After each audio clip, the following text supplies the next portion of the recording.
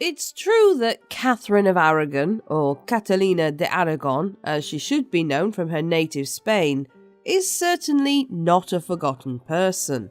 But her story, her full story, possibly is. She is best known as a rejected queen, as a deeply devout Catholic, and as a woman who died with unrequited love. But what else was Catherine? In this video, we're going to attempt to look further under the skin of Henry VIII's first wife. Catherine's story begins on the 16th of December 1485 at Alcalá de Henares, northeast of Madrid. She was born in the Archbishop of Toledo's palace, the youngest daughter of Isabella I of Castile and Ferdinand II of Aragon.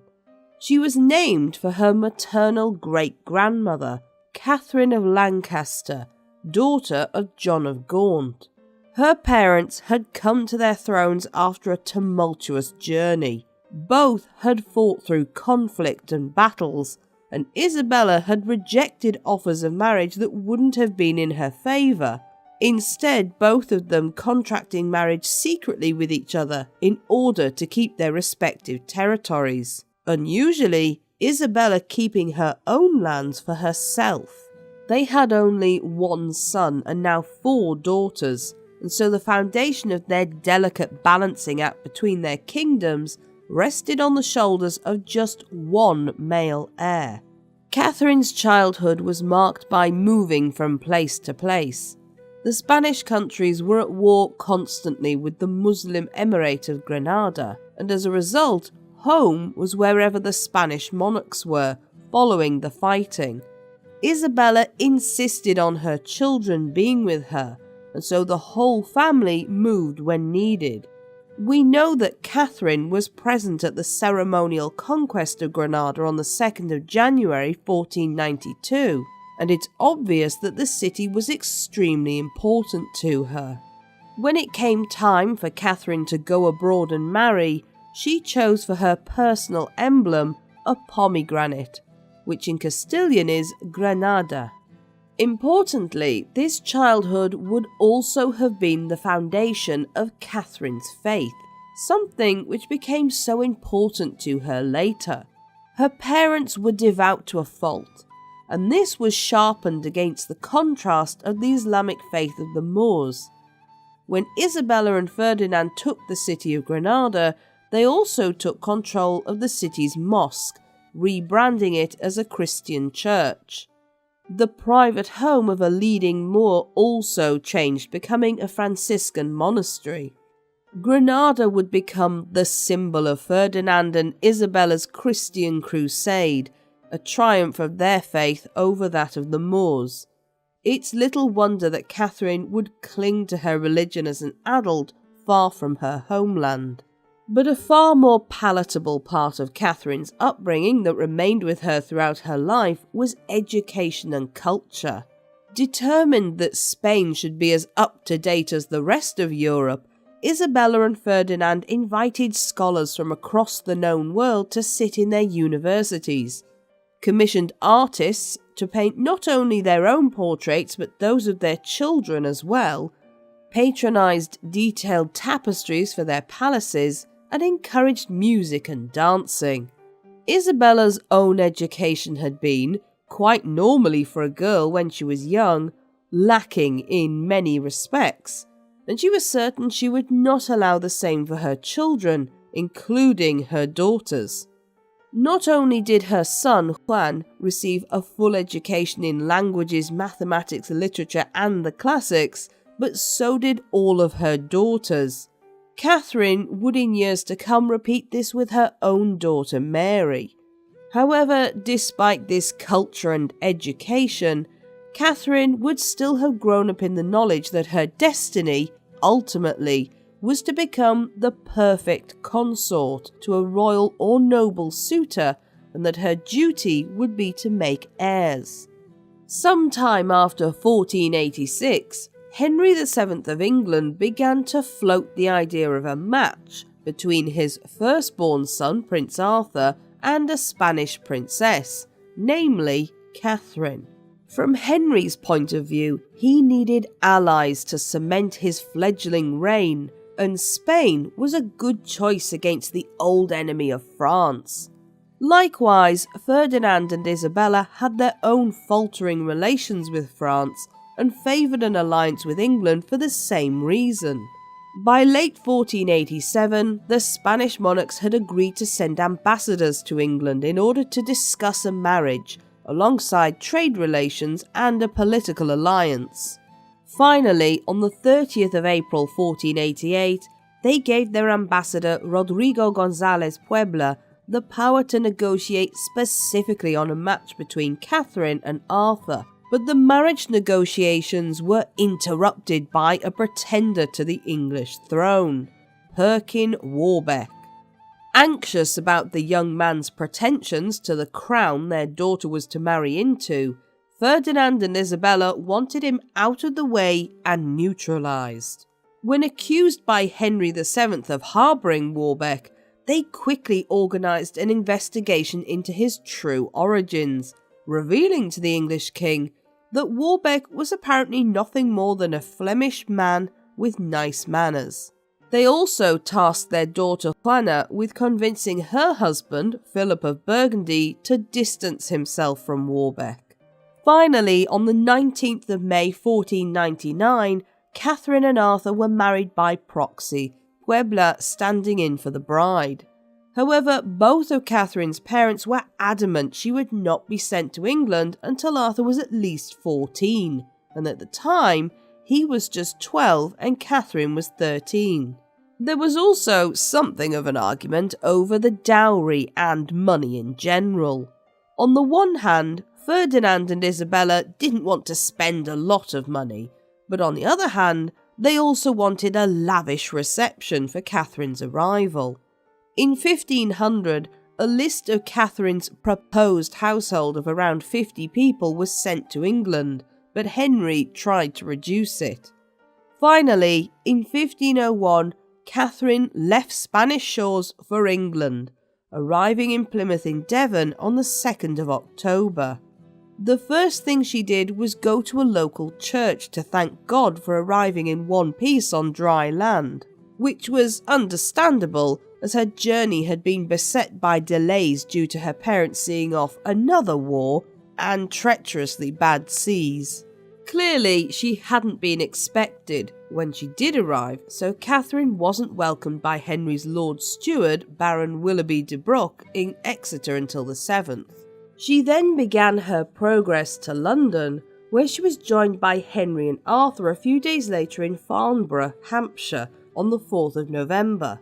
Apparently, the Spanish ambassador Pedro de Ayala protested somewhat weakly that in keeping with Spanish tradition, Catherine should be secluded before the wedding, but Henry overrode this and replied he would see her even if she were in her bed before introducing his son to her.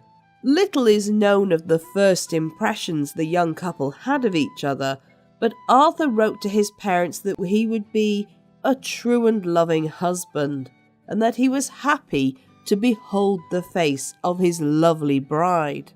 They then left and allowed Catherine to enter the capital city alone on the 12th, to rapturous crowds and lavish pageants for her honour. She represented an alliance with Spain, now one of the wealthiest and most powerful monarchies in Europe. On the 14th of November, the marriage finally took place at St. Paul's Cathedral, although the couple struggled to understand one another.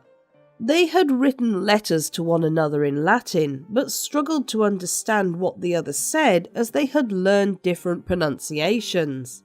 Although it would be several hundred years before it became the traditional colour for wedding dresses, both Catherine and Arthur were dressed in white, the bride in a Spanish style of gown. Following the wedding came a grand banquet, followed by something that would in years to come become a much discussed point: the bedding ceremony of the young couple. It was quite normal at the time for a newly married royal couple to be dressed for bed, tucked in, and for this to be witnessed by courtiers. Arthur and Catherine would then have laid under the covers together and waited for a blessing from a priest, first for their bed and then for themselves. After this, the priest left, followed by the onlookers, and the young couple would be left alone for their wedding night with the assumption that consummation would follow. The truth of what actually happened could only be known by two people, Catherine and Arthur. Many years later, Arthur's various gentleman attendants would state that he had joked the following morning about being in the mist of Spain, and that it was a good pastime to have a wife. These remarks would seem to settle the matter of whether or not the marriage was consummated, except that Arthur was unlikely to have admitted defeat, and these remarks were not repeated until many years later. Catherine was silent on the matter as expected of a princess, but unlike so many royal weddings before, including that of her own parents, there was no display of blood-soaked sheets the following morning. It may seem grotesque to us now, but such a display was proof of a healthy young couple who would create heirs for the kingdom and therefore stability. Years later, Catherine would swear she had laid with Arthur only for 7 nights in their whole marriage, and that sex had never occurred.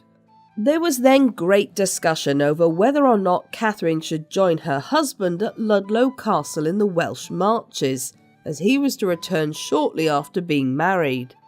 Some of her entourage wanted her to stay in London to familiarise herself with her new country and learn English, but Henry took the decision that Catherine was to join Arthur on the 21st of December. The young couple seemed happy enough together, Arthur busy with council meetings and royal business, Catherine with learning English and learning the ropes of being a future queen. But in March, both of them fell ill with a sweating sickness, a flu-like virus with such intensity it was possible for people to die within a day. Catherine survived. Arthur did not.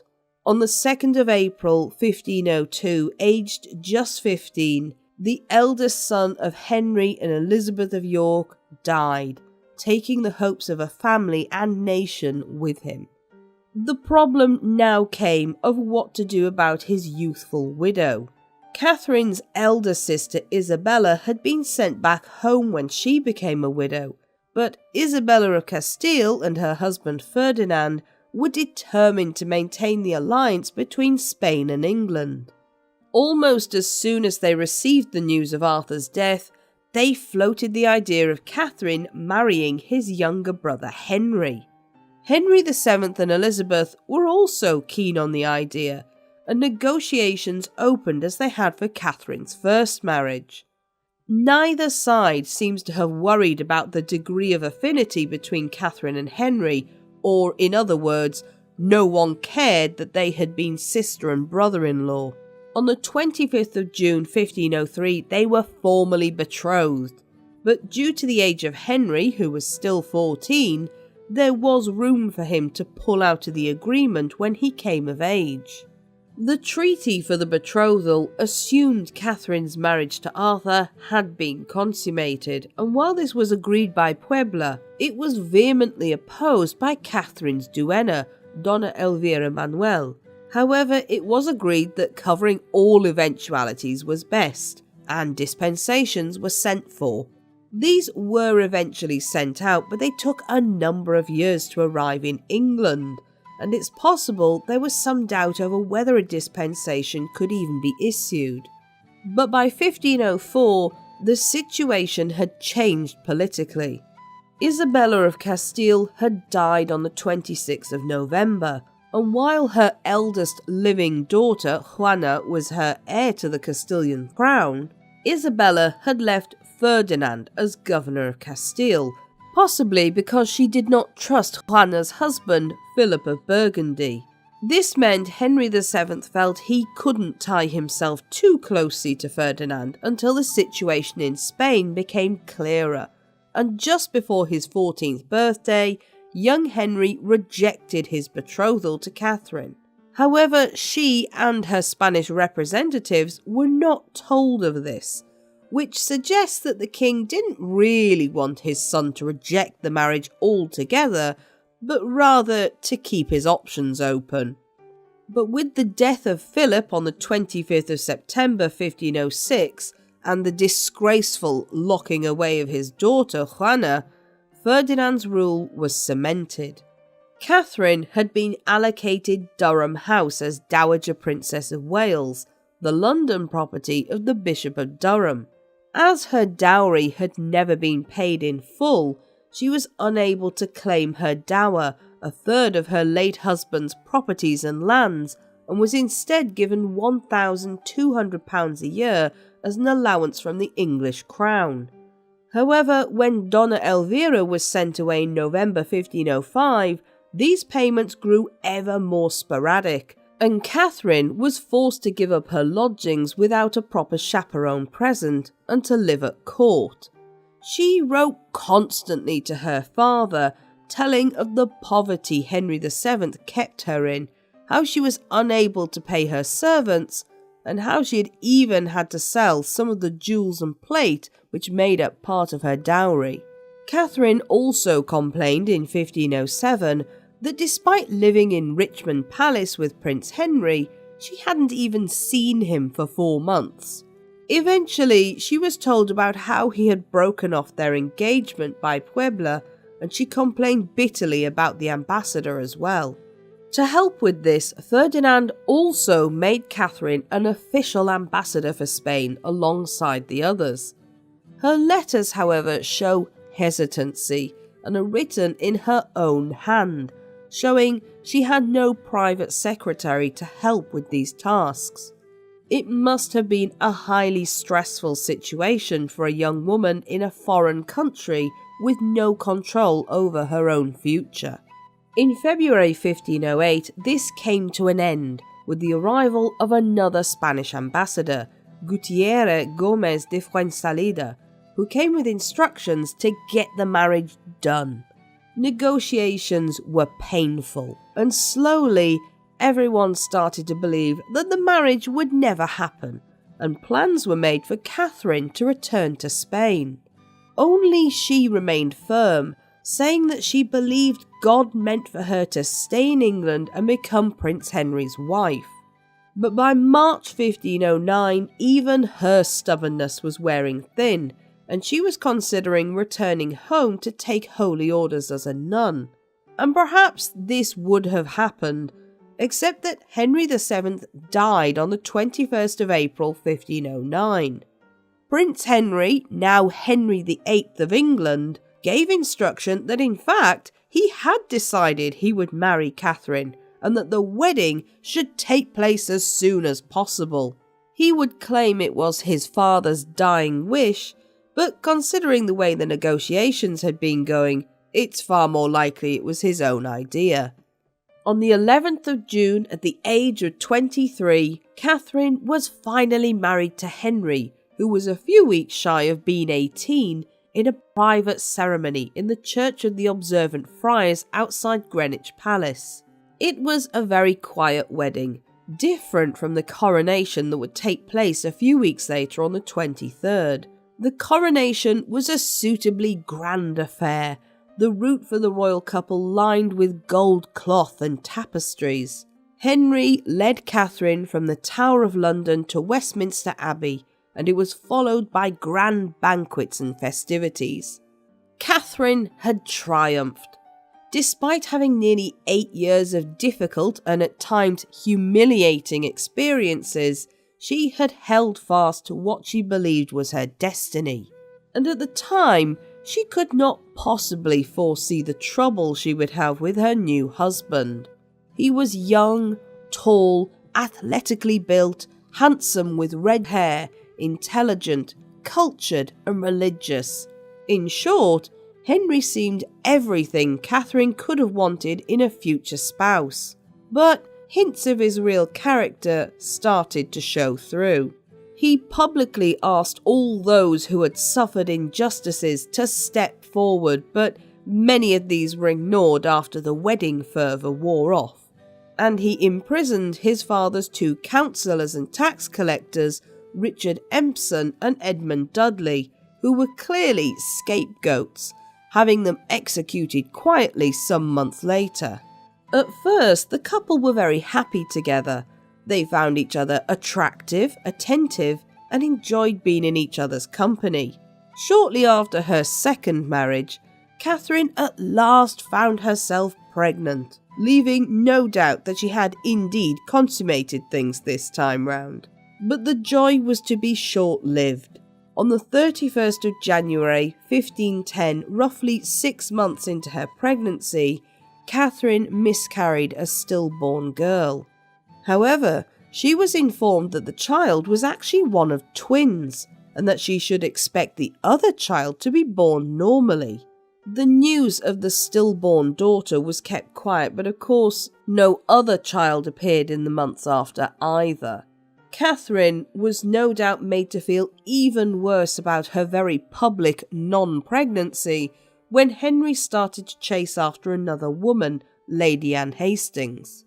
But nevertheless, Catherine was still young, and it wasn't long before she was once again pregnant.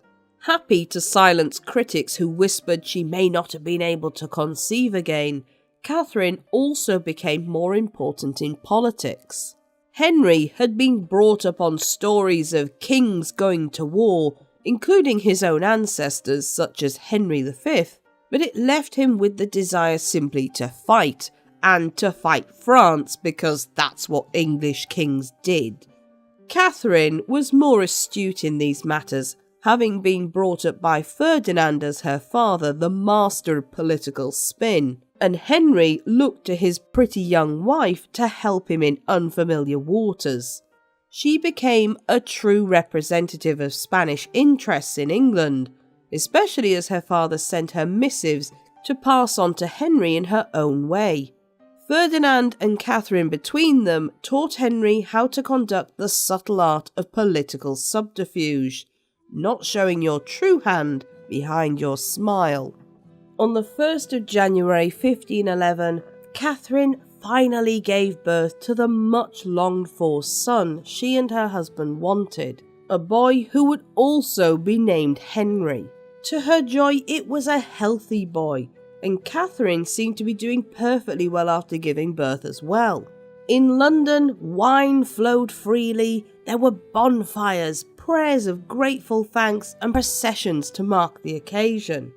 To personally honour his wife for giving him a son, Henry took part in a joust as soon as Catherine was able to appear again in public after her churching, his horse's mantle embroidered with the letter K for Catherine.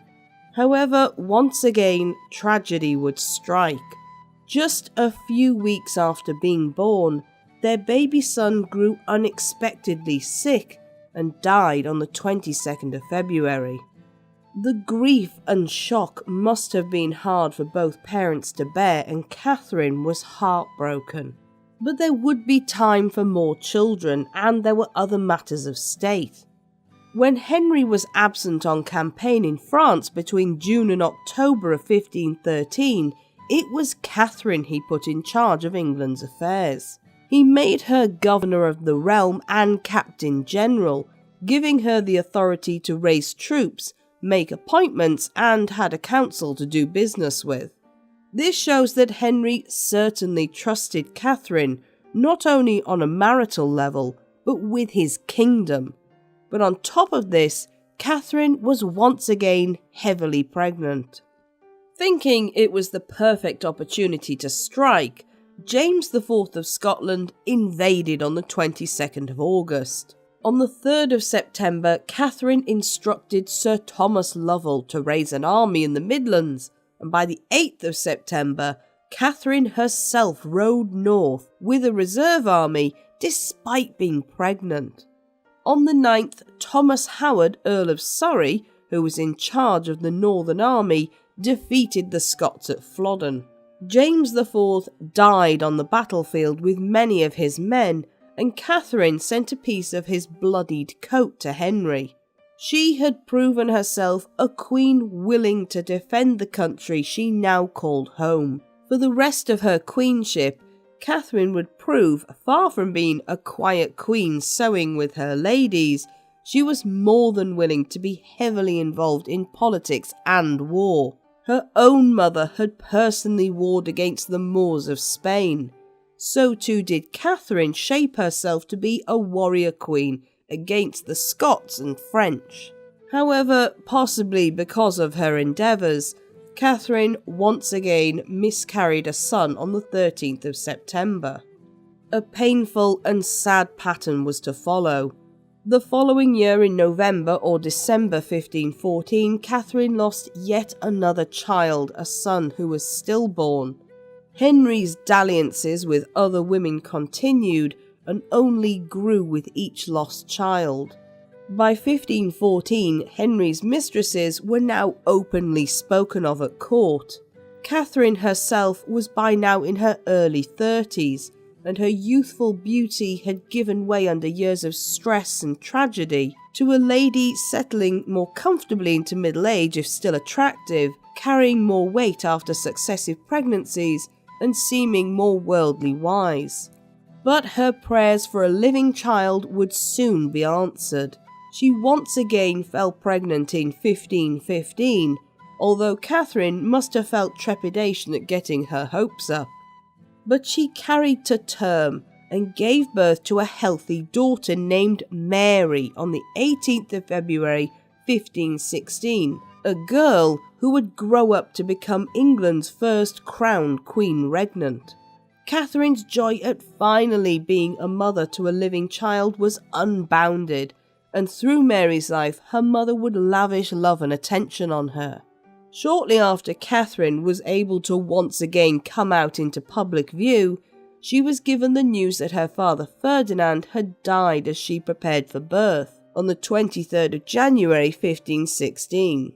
Catherine genuinely mourned the loss, having more trust in her father than she should have, and his grandson Charles, son of Catherine's sister Juana, would take his place as ruler of Aragon and indeed all Spain, as he kept his mother incarcerated.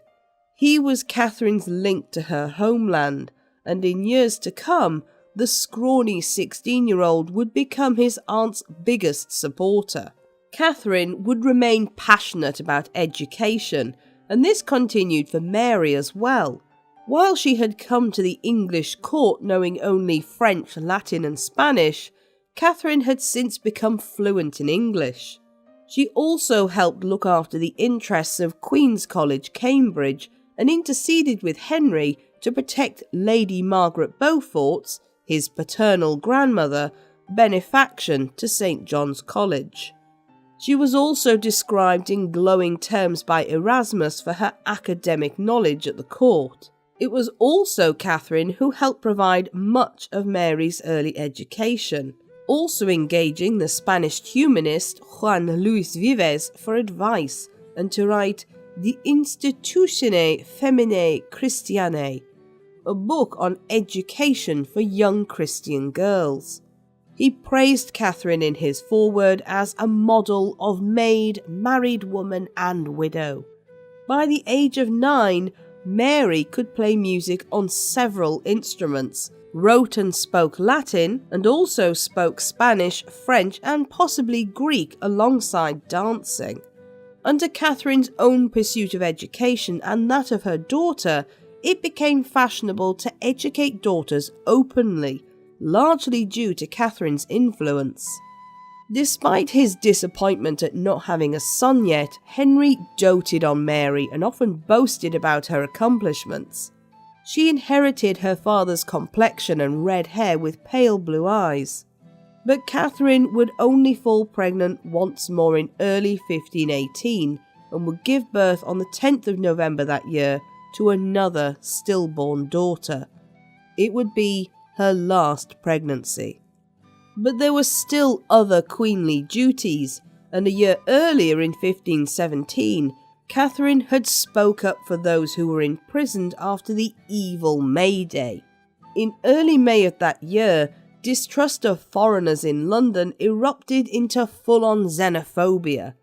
Fear of jobs being taken, women being stolen, and food taken from the mouths of babes — sound horribly familiar? — meant that innocent non-English people found themselves in fear of their lives.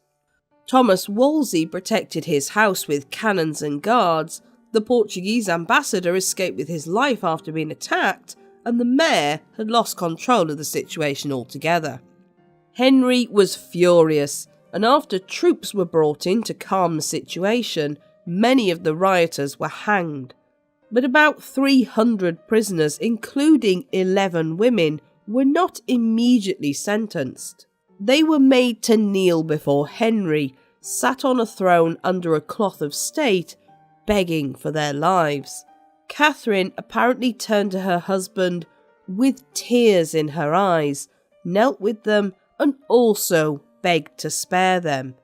So did many of the courtiers present, but it was the Queen who made the biggest impact. Of course, the whole thing had actually been engineered by Henry so that he could appear merciful without being weak, and they were spared to the great joy of everyone. By now, Catherine not only had to turn a blind eye to Henry's many affairs, but also to the illegitimate children such liaisons created.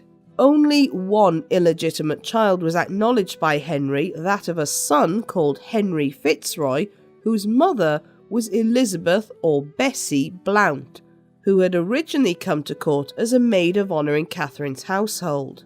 By 1525, it became clear Catherine was not likely to bear any more children, and Mary was treated as Henry's heir apparent. She was sent to Ludlow Castle, much as the Prince of Wales traditionally would have been, although she was never officially given the title Princess of Wales.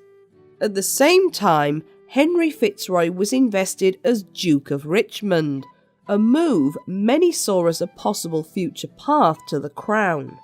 Catherine appears to have made her peace with the fact her daughter Mary was the only heir to the English throne.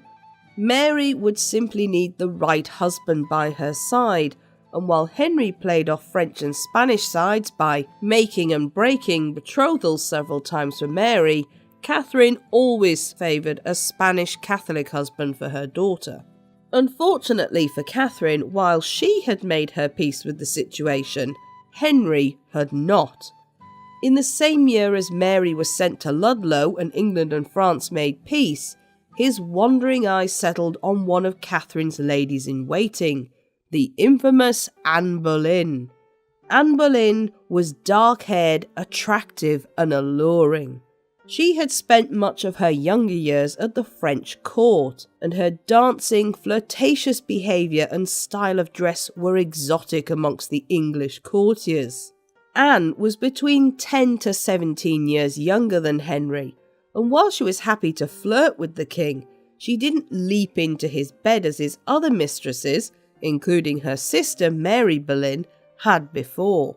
Henry began to believe, or at least publicly said he believed, that his marriage was cursed by God. Leviticus 18 stated that a man was strictly forbidden from sex with his brother's wife, and Leviticus 20:21 warned that such a union would produce no children. The fact that Catherine and Henry had a healthy daughter, and plenty of other parts in the Bible had no issue with a widowed woman marrying her ex-brother-in-law, doesn't seem to have mattered. For example, in Deuteronomy 21:5, it said a man should have a son with his brother's widow if a son had not already been born. While this didn't necessarily apply to Christians, it meant no one could be certain the Pope would agree Henry's marriage to Catherine should be annulled.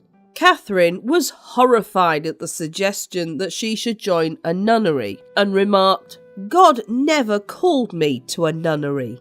I am the king's true and legitimate wife." Henry grew impatient with Thomas Wolsey, finding him too slow for the matter at hand. He instead bypassed his cardinal and sent an appeal to the Holy See. Things were made more difficult by the Pope at the time, Clement VII, being a prisoner of Charles V after the sack of Rome. Many tried to stop Henry breaking with Rome.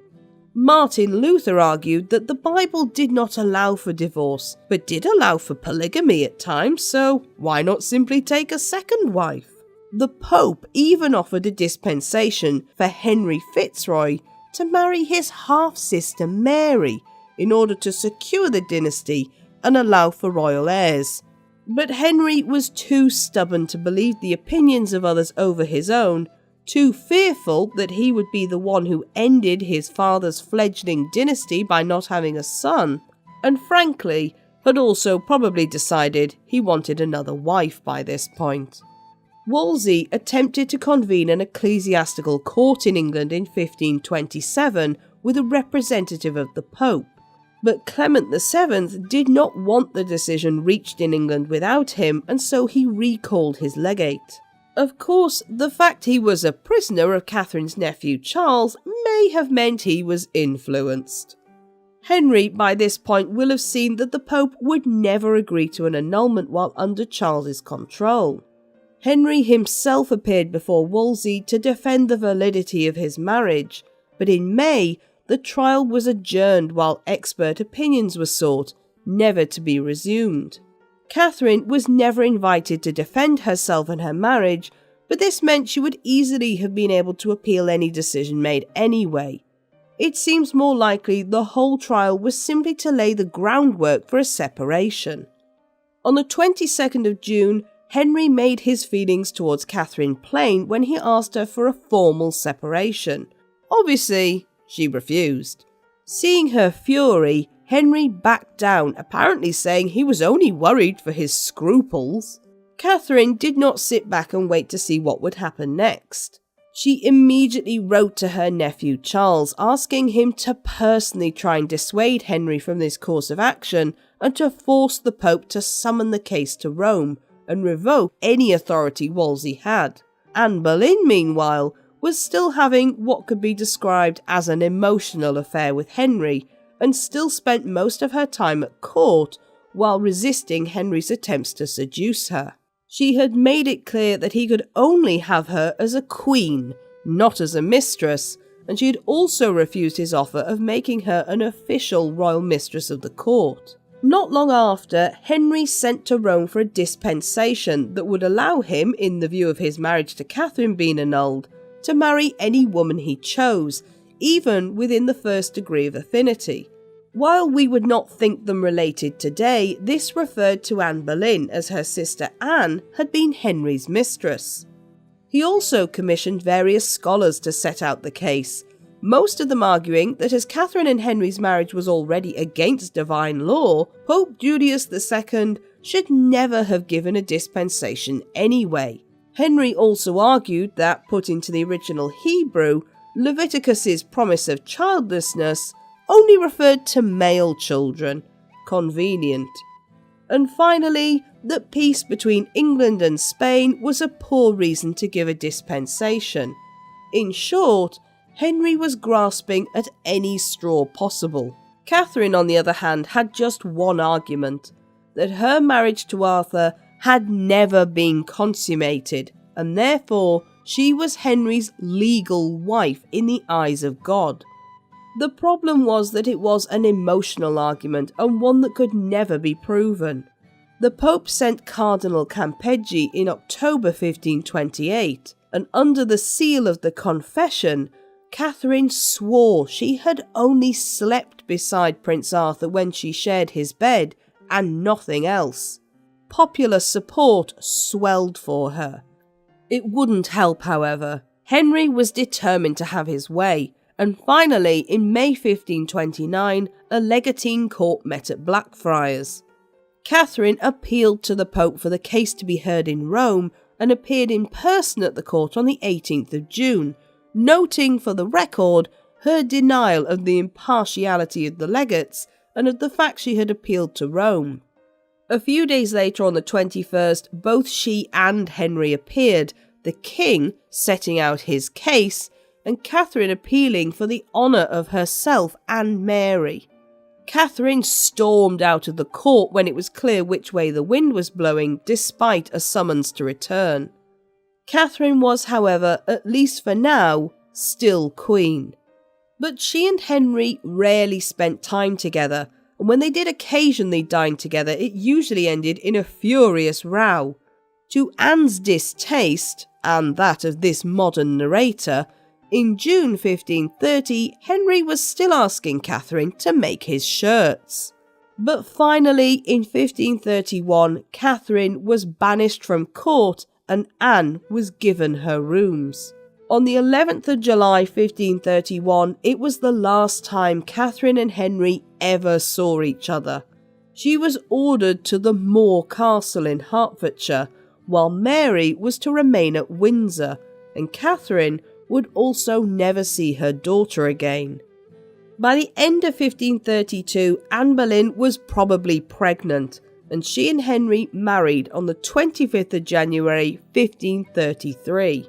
While this is clearly bigamy to us, Henry arranged it with his new Archbishop of Canterbury, Thomas Cranmer, for his marriage to Catherine to be declared void in May of that year, and his marriage to Anne valid. The Pope excommunicated Cranmer and Henry for these actions. England broke away from the Catholic Church, and Henry took on the position of head of the Church of England. Catherine must have been heartbroken, but she remained steadfast and stubborn even in defeat, refusing the title of Princess Dowager of Wales, willing only to be called Queen of England. She had to move to Buckden in Huntingdonshire with a severely reduced household. The majority of people in the country were on Catherine's side, including Mary Tudor, Henry's own sister. When Princess Mary fell ill in September 1534, Catherine begged to be allowed to see her daughter and nurse her back to health, but Henry refused, on the suspicion his daughter might be whisked away to the domain of Charles V. Mother and daughter were not even permitted to write to one another, but there were plenty of sympathisers who were willing to risk carrying notes between the two. Henry offered better living conditions and freedoms to both Catherine and Mary if they would acknowledge Anne as the new queen, but both, unsurprisingly, refused. Mary was her mother's daughter. Throughout 1535, Catherine continued to fight for her rightful place, urging the new Pope, Paul III, to publicly publish Henry's excommunication. Whether this was because she still hoped to shame Henry into coming to his senses, or simply out of a sense of justice and rebellion, we will probably never know. Towards the end of the year, Catherine grew ill, and in late December she took to her bed. Catherine could feel her death was near, and she wrote up her will. By the 6th of January 1536, she was severely unwell, and she wrote to Charles V to ask him to protect Mary for her. She heard Mass and apparently wrote one last letter to Henry, professing her love to him, even after everything he had put her through. A cynic might wonder if Catherine hoped it would hurt him in her absence. The following afternoon, on the 7th of January, the rightful Queen of England died without the presence of her husband or daughter. The person who embalmed her body reported back that her heart was completely black, even though all her other organs were intact.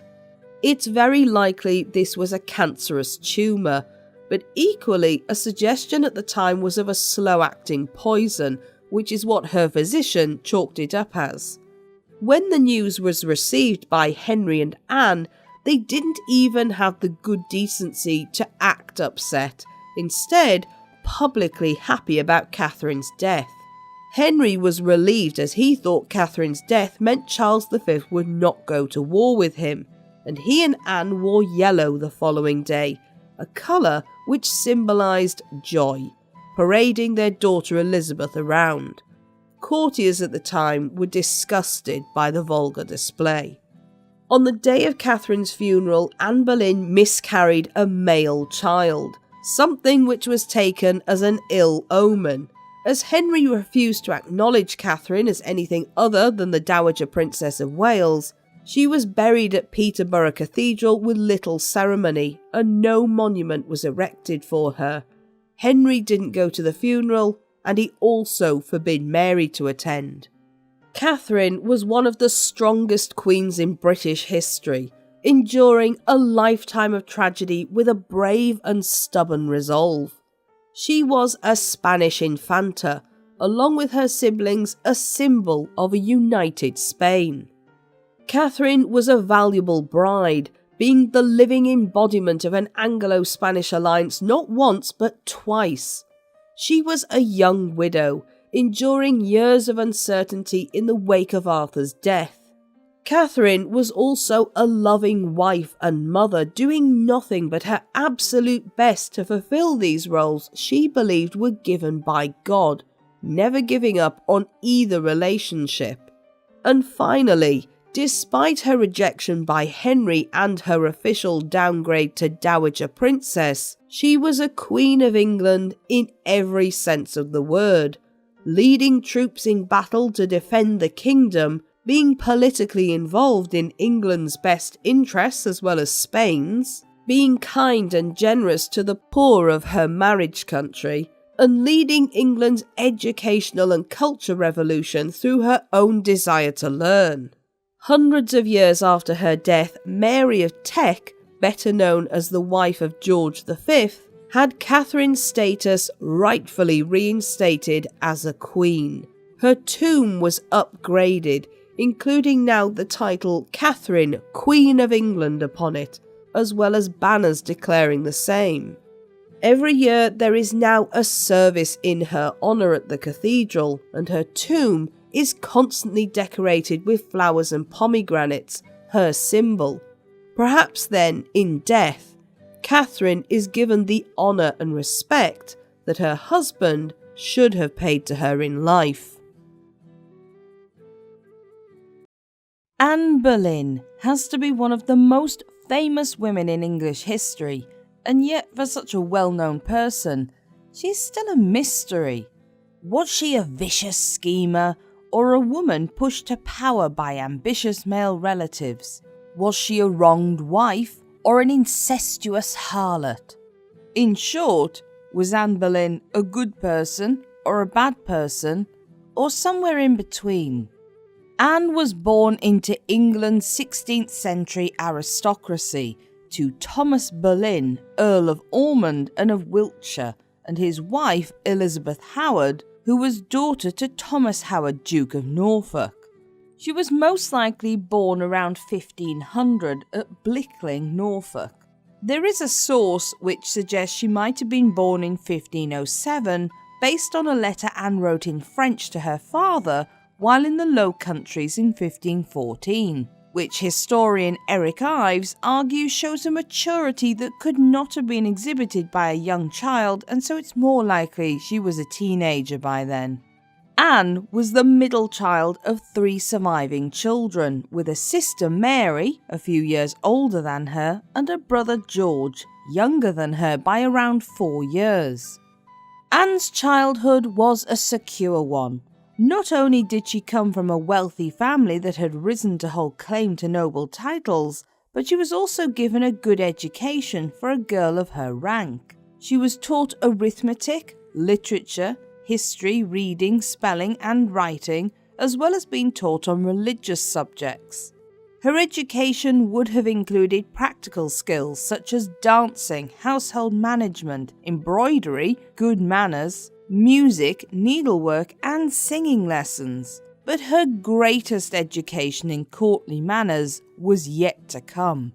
Her father Thomas was a successful courtier, and he did well at the English court, also securing places there for George and Mary. But Anne was to have an even better placement for her teen years.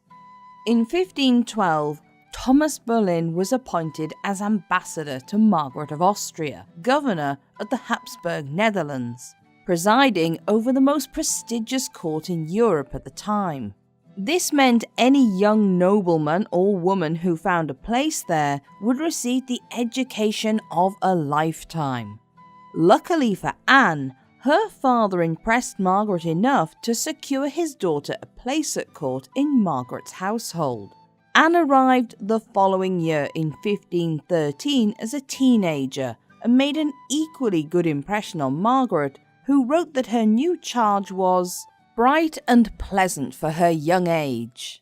This was the point at which Anne's education changed from that simply of a nobleman's future wife to a lady of the court, particularly in learning the French language as her father wanted. Letters from Anne at the time suggest the main reason behind this was to hope for a place in the household of Catherine of Aragon, who spoke French alongside English and her native Spanish. However, in August 1513, Anne instead went to join the service of Mary Tudor, Henry VIII's sister, who married the elderly King Louis XII the following year in October of 1514. Mary was only 18 at the time, so with Anne being similar in age, they likely got on well at the time. However, the French king would live only a few months into his new marriage. By the 1st of January 1515, Louis XII died, leaving Mary a young widow. When Mary Tudor went home to England, Anne stayed in France and became a maid of honour to Queen Claude, who was married to the new King of France, Francis I. Again, Anne was close to Claude due to them being a similar age, and she would stay on there for another 7 years. Anne was able to complete her understanding of the French language, as well as a growing interest in French clothing, music, etiquette and dance. Most importantly, she also became well versed in the arts of flirtation and courtly love. These were things that would set her apart from other English ladies at court when she returned home in 1521. Anne was now 21 years old, well educated and an attractive catch for any nobleman. A prestigious marriage had to be arranged. Her uncle Thomas Howard was having issues deciding on who should have the post of the King's Lieutenant in Ireland, and saw a way to remedy this with marriage for his niece. The Boleyns, despite being English, had a strong claim to the earldom of Ormond, but rival Irish claimant Pierce Butler wanted it too. Thomas Howard decided he could offer the position to Butler if there was an arrangement reached that Anne would marry Butler's son James, bringing the two families together and ensuring future claimants would be connected by the marriage. However, the proposal fell through, but Anne wouldn't be short of men willing to ask for her hand. The following year, in 1522, Anne finally secured a place at court as a lady-in-waiting to Catherine of Aragon, Henry VIII's wife. A few months later, Anne would be publicly made aware of when she danced at the Chateau Vert pageant in honour of the imperial ambassadors on the 4th of March, dressed in white embroidered dresses with gold thread. Courtiers, especially the male ones, were impressed with her grace and stylishness, with others praising her accomplishments, her quick wit and her intelligence. Despite no actual portraits from when she was alive still existing, it's clear that Anne's appeal went beyond the physical. The descriptions we do have of Anne suggest she had a long face like her daughter Elizabeth, luxurious dark hair, expressive eyes, and a long neck. A friend once described her as good-looking enough. The next candidate for marriage was Henry Percy, later to be the 6th Earl of Northumberland. He wanted to break off a prior engagement and marry Anne instead, and the pair entered into a secret engagement together. However, the proposal wasn't backed by both his father, also named Henry Percy, and Cardinal Wolsey, and so the marriage never happened. Court gossip by 1525 also suggested there may have been an affair between Anne and the married court poet Thomas Wyatt, but it's highly unlikely Anne would have got herself involved with a married man when she was such a catch. It's more likely, along with many other men at court, Wyatt was emotionally involved with Anne within the protocol of courtly love, but that this was unrequited. It wasn't until 1526 that Henry VIII seems to have really noticed Anne. On Shrove Tuesday, the court took part in a joust, part of the celebrations for the end of Lent, and something that was a favourite of Henry's. Years before, he had ridden out with K's embroidered on his horse's dressings to represent the name of his wife Catherine. This time, he rode out with a burning heart embroidered on his tabard, with the slogan, "Declare je non," declare I dare not. It was, in fact, an absolute declaration of his feelings for a woman, for Anne, in fact. But Henry was known for making clear his advances to the next notch on his bedpost, and courtiers would only have whispered about who this might have been in order to gain favours through her. But in 1527, everyone suddenly took more notice. At first, Henry absolutely saw Anne as nothing more than a sexy replacement for her sister Mary, with whom he had just ended an affair. But it would seem Anne held herself back enough that his infatuation grew deeper. The English king was renowned for hating the task of writing letters, and yet between 1527 and 1528, he wrote Anne no less than 17 of them. Catherine of Aragon and Henry were, by this point, no longer sharing a bed, and they had only one child, a daughter named Mary. By the spring of 1527, Henry had decided he would find a way to put his wife aside in order to remarry and have a male heir. At first, Henry would likely have thought, along with advisors such as Wolsey, that his future second wife would be a foreign princess. However, it wasn't long before Henry might have realised he could have Anne and fulfil the need for a new wife. The general population were not likely to complain about a homegrown spouse, but nevertheless Catherine was popular. Anne was also highly skilled in the game of courtly love, and she resisted Henry's attempts while still keeping him interested. However, at the same time, he appears to have convinced Anne that he was, in law, free to marry. This was on the basis that Catherine had previously and briefly been married to his elder brother Arthur. Unfortunately for Arthur, he had died aged 15 and only a few months into his marriage with his new young bride. Catherine insisted that despite being married, for whatever reason, it had never been consummated. This meant, in canon law, that technically she wasn't legally Arthur's wife. However, with only 2 people able to prove this was the case, and one of them being dead, it was easy for Henry to claim the opposite, and that he was being punished by the heavens for marrying his brother's wife, and that the outcome of this was also that he would not have any living sons. With Henry apparently making it clear he was able to find wife number 2, Anne must have seen an opportunity. Instead of simply becoming a royal mistress, she could become Henry's next wife. But not everyone was on board with the radical decision of putting aside a wife unwilling to be removed.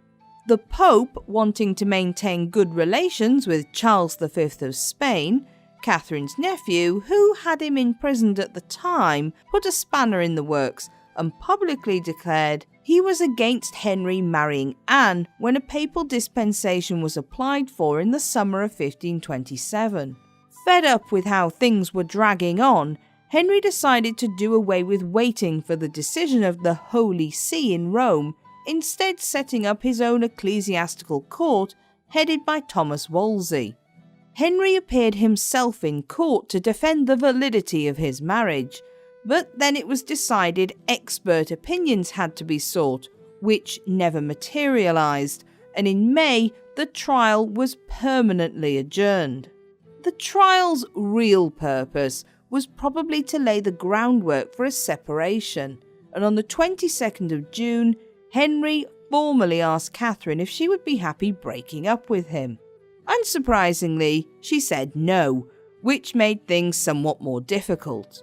But during this period, Anne and Henry grew closer, and she began to take on the more political roles of being a queen before actually being one.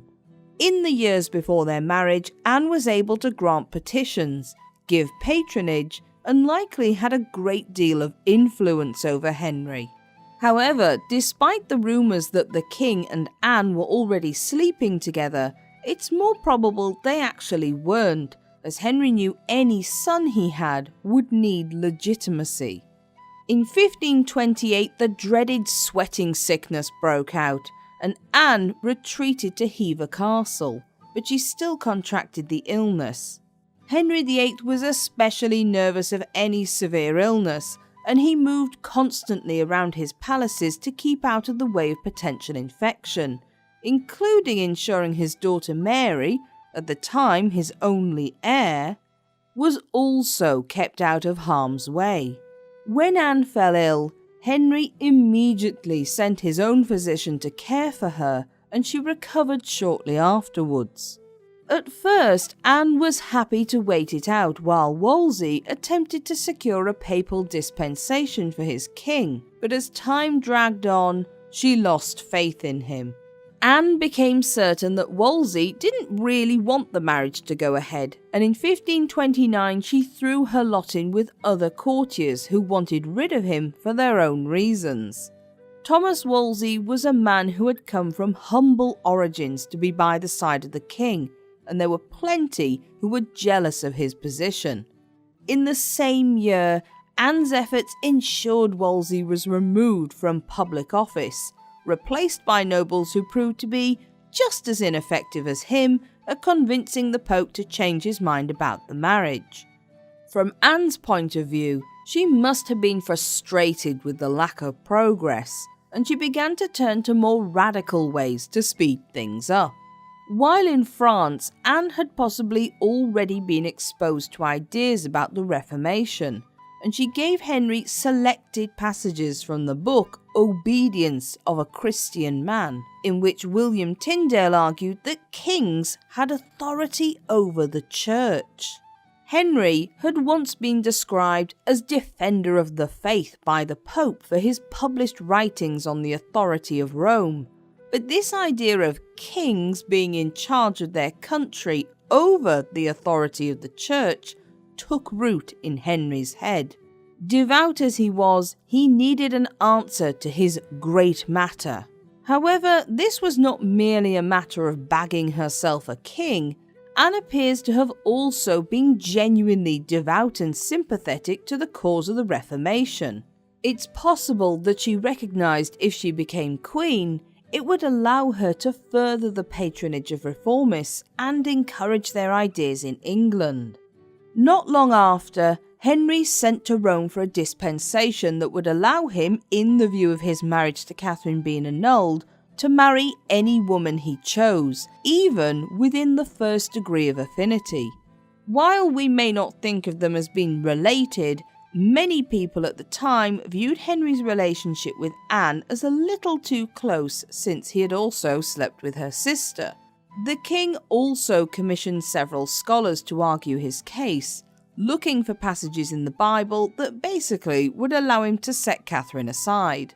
Most argued Henry's first marriage should never have been given a dispensation, as divine law stated the marriage was already wrong from the start, and that in Leviticus, apparently translated into the original Hebrew, the Bible promised no sons would be born from a man marrying his widowed sister-in-law. Bible passages to the contrary were conveniently ignored. Further to this, Catherine swore under the seal of the confession that she had never laid with Arthur as his wife, but had merely gone to sleep beside him in the same bed. Tired of waiting for Rome to make a decision, Henry instead arranged for a legatine court to meet at Blackfriars in May 1529. Catherine was called to appear, and she tried to argue for the honour of both herself and her daughter Mary. Henry laid out the case that he was in the right and should set Catherine aside, and when it became clear the whole thing was for show, Catherine, understandably, stormed out of court. However, Catherine was still queen for now, and she and Henry still had to spend meal times and some periods at court together, even if it often ended in blazing arguments. Anne was particularly put out when she realised in June 1530 that Henry was still asking Catherine to make his shirts for him. We can only hope Catherine made them too small, just for fun. On the 11th of July 1531, it was the last time Catherine and Henry ever saw each other. She was moved to the Moor Castle in Hertfordshire, while their daughter Mary would remain at Windsor. For a final act of spite, Henry also forbid Catherine from seeing their daughter, and she never would again. Despite the assurances of the English legatine court ruling in his favour, Henry was still uncertain about going ahead with his second marriage. Despite the popular opinion that he broke with Rome, the king in fact attempted to do everything in his power to remain part of the Catholic Church while also getting his own way. But Anne was presumably getting somewhat impatient for results, considering she had held off advances from any other man for the last 4 years, and was now aged around 31. In September 1532, she was created Marchioness of Pembroke, a suitable title for a future queen, and this title was promised to her heirs, legitimate or otherwise. In the winter, she travelled by Henry's side to Calais. Anne had already, in the previous months, become very friendly with the French ambassador, Gilles de la Pommeraye, and was fast establishing an alliance with France. Henry's meeting with King Francis was primarily to engage his support for marrying Anne, especially as Francis and his wife Claude were already familiar with her. As it was, the French government did give their support, and Francis met personally with Anne, but the French king still feared angering the Pope, and so instead maintained his alliance with Rome. At this point, Anne must have realised there was still some hesitancy in Henry's plan to marry her, and she relented in her own plan not to sleep with him. She understood that now, if she fell pregnant, especially with her biological clock ticking, the king would need to marry her to legitimise their child. It's assumed Anne fell pregnant around the time of the visit to Calais, and Henry and she were married in a secret ceremony on the 14th of November 1532. Anne's family benefited too. Her father was created Earl of Rochford, her Irish cousin James Butler became Earl of Ormond, and her widowed sister Mary received a pension of £100 that would continue until her own remarriage. As the marriage was considered improper, a second public ceremony took place on January the 25th, 1533, and Anne was declared as Queen on the 12th of April. Henry arranged it with his new Archbishop of Canterbury, Thomas Cranmer, for his marriage to Catherine to be declared void in May of that year, and his marriage to Anne valid. The Pope would excommunicate Cranmer and Henry for this, declaring that Rome had also broken away from England, urging Henry to return to Catherine. This left Henry as head of the Church of England. Catherine was formally stripped of her title as Queen, instead merely allowed to call herself Dowager Princess of Wales. Anne, meanwhile, was given a lavish coronation on the 1st of June 1533 in a memorable and magnificent ceremony at Westminster Abbey, followed up with a spectacular banquet afterwards. The day before, she had taken part in an elaborate procession through London, seated under a canopy of cloth of gold, wearing her hair loose in the traditional manner. As was probably to be expected, the reception from the public was lukewarm at best.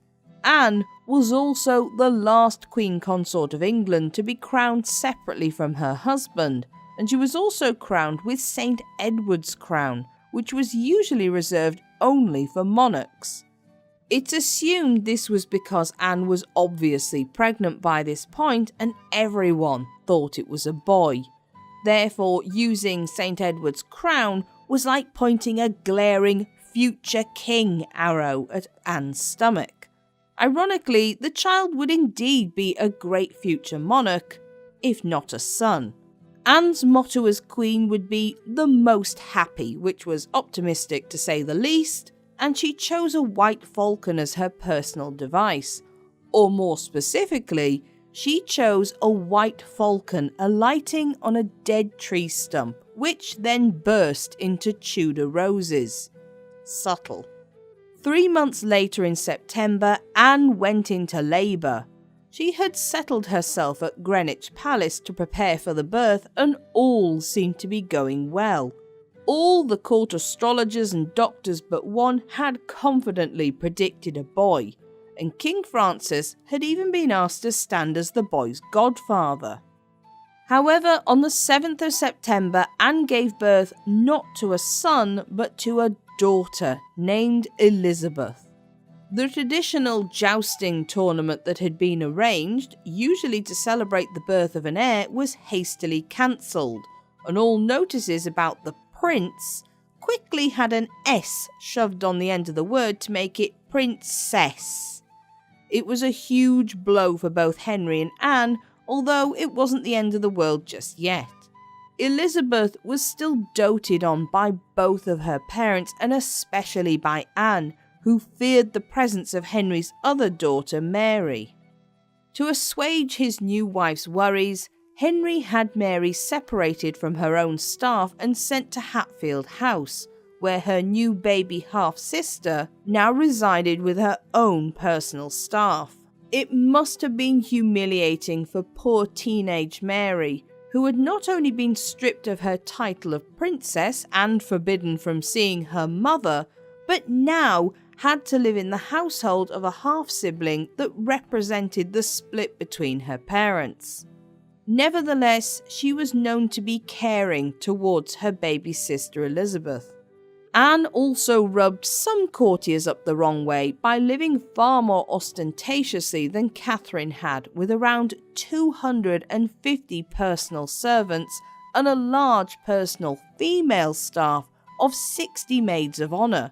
She and Henry both had expensive tastes, however, and so the king allowed her lavish spending on dresses, jewels, furniture and riding equipment, especially since she once again fell pregnant a few months after Elizabeth's birth.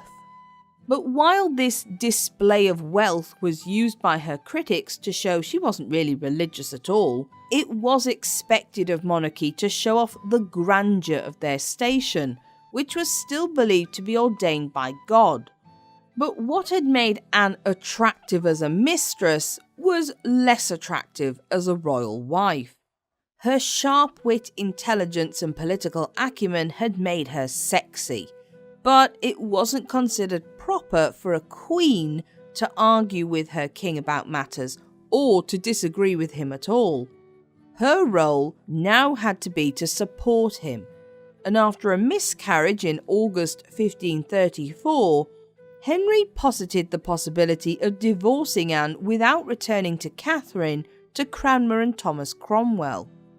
However, this never came to be, as the couple made up and reunited, and in the following summer of 1535, they went off together on progress to visit Gloucester. However, letters from Anne revealed that Henry was struggling a little in the bedroom, perhaps because of psychological fears playing on his mind about still not having a son. In short, he had blamed his marriage to Catherine for lack of an heir, and it must have become obvious to him by now that he might be part of the problem. But Anne still managed to become pregnant again in October of that year, and hopes were once again high. Tensions began to grow for Anne. On one side was Mary and the behaviour you might expect from a stepdaughter pushed out from being future queen by her stepmother, and on the other side were the endless women waiting to take Henry's affections for their own family's gain. Mary understandably was unhappy in her new position, and she referred to Anne, as did Catherine, as that woman. Mary also blamed Anne for Henry's insistence that she should accept her new stepmother as queen, and in turn, Anne saw Mary's reluctance to do so as a sign she was still considered a mistress and nothing more, rather than Mary acting as a rightfully wounded daughter expressing her anger. Anne did try to reach out a few times, but she was angrily rejected. Anne didn't do much better with the common folk either. Catherine had been both a well-liked and a well-respected queen, and Anne was sadly neither. Some people did think she was a good queen, but no one liked the way Henry had treated a faithful wife, and even those who agreed with Henry ending his first marriage disagreed with how Princess Mary was treated. But the biggest thing against Anne was the fact she was unavoidably associated with Henry's break from Rome, and she furthered this by openly advocating for religious reforms. Thomas More and John Fisher, two men who spoke out against the reforms, became Anne's enemies at court, and when they were executed by Henry, she too was blamed for their deaths. But Anne didn't sit still as queen. She was especially involved in religion, and had even made a special study of the epistles of St. Paul. The Bible text Anne used was a French translation, which made sense considering she was likely to have picked up her taste for spirituality while at the French court. Some copies of evangelical French texts even survive in the royal library that was sought out for Anne herself. Her brother George helped produce a hybrid copy of the Bible that was in the legal French language, but the more disruptive commentary was translated into English.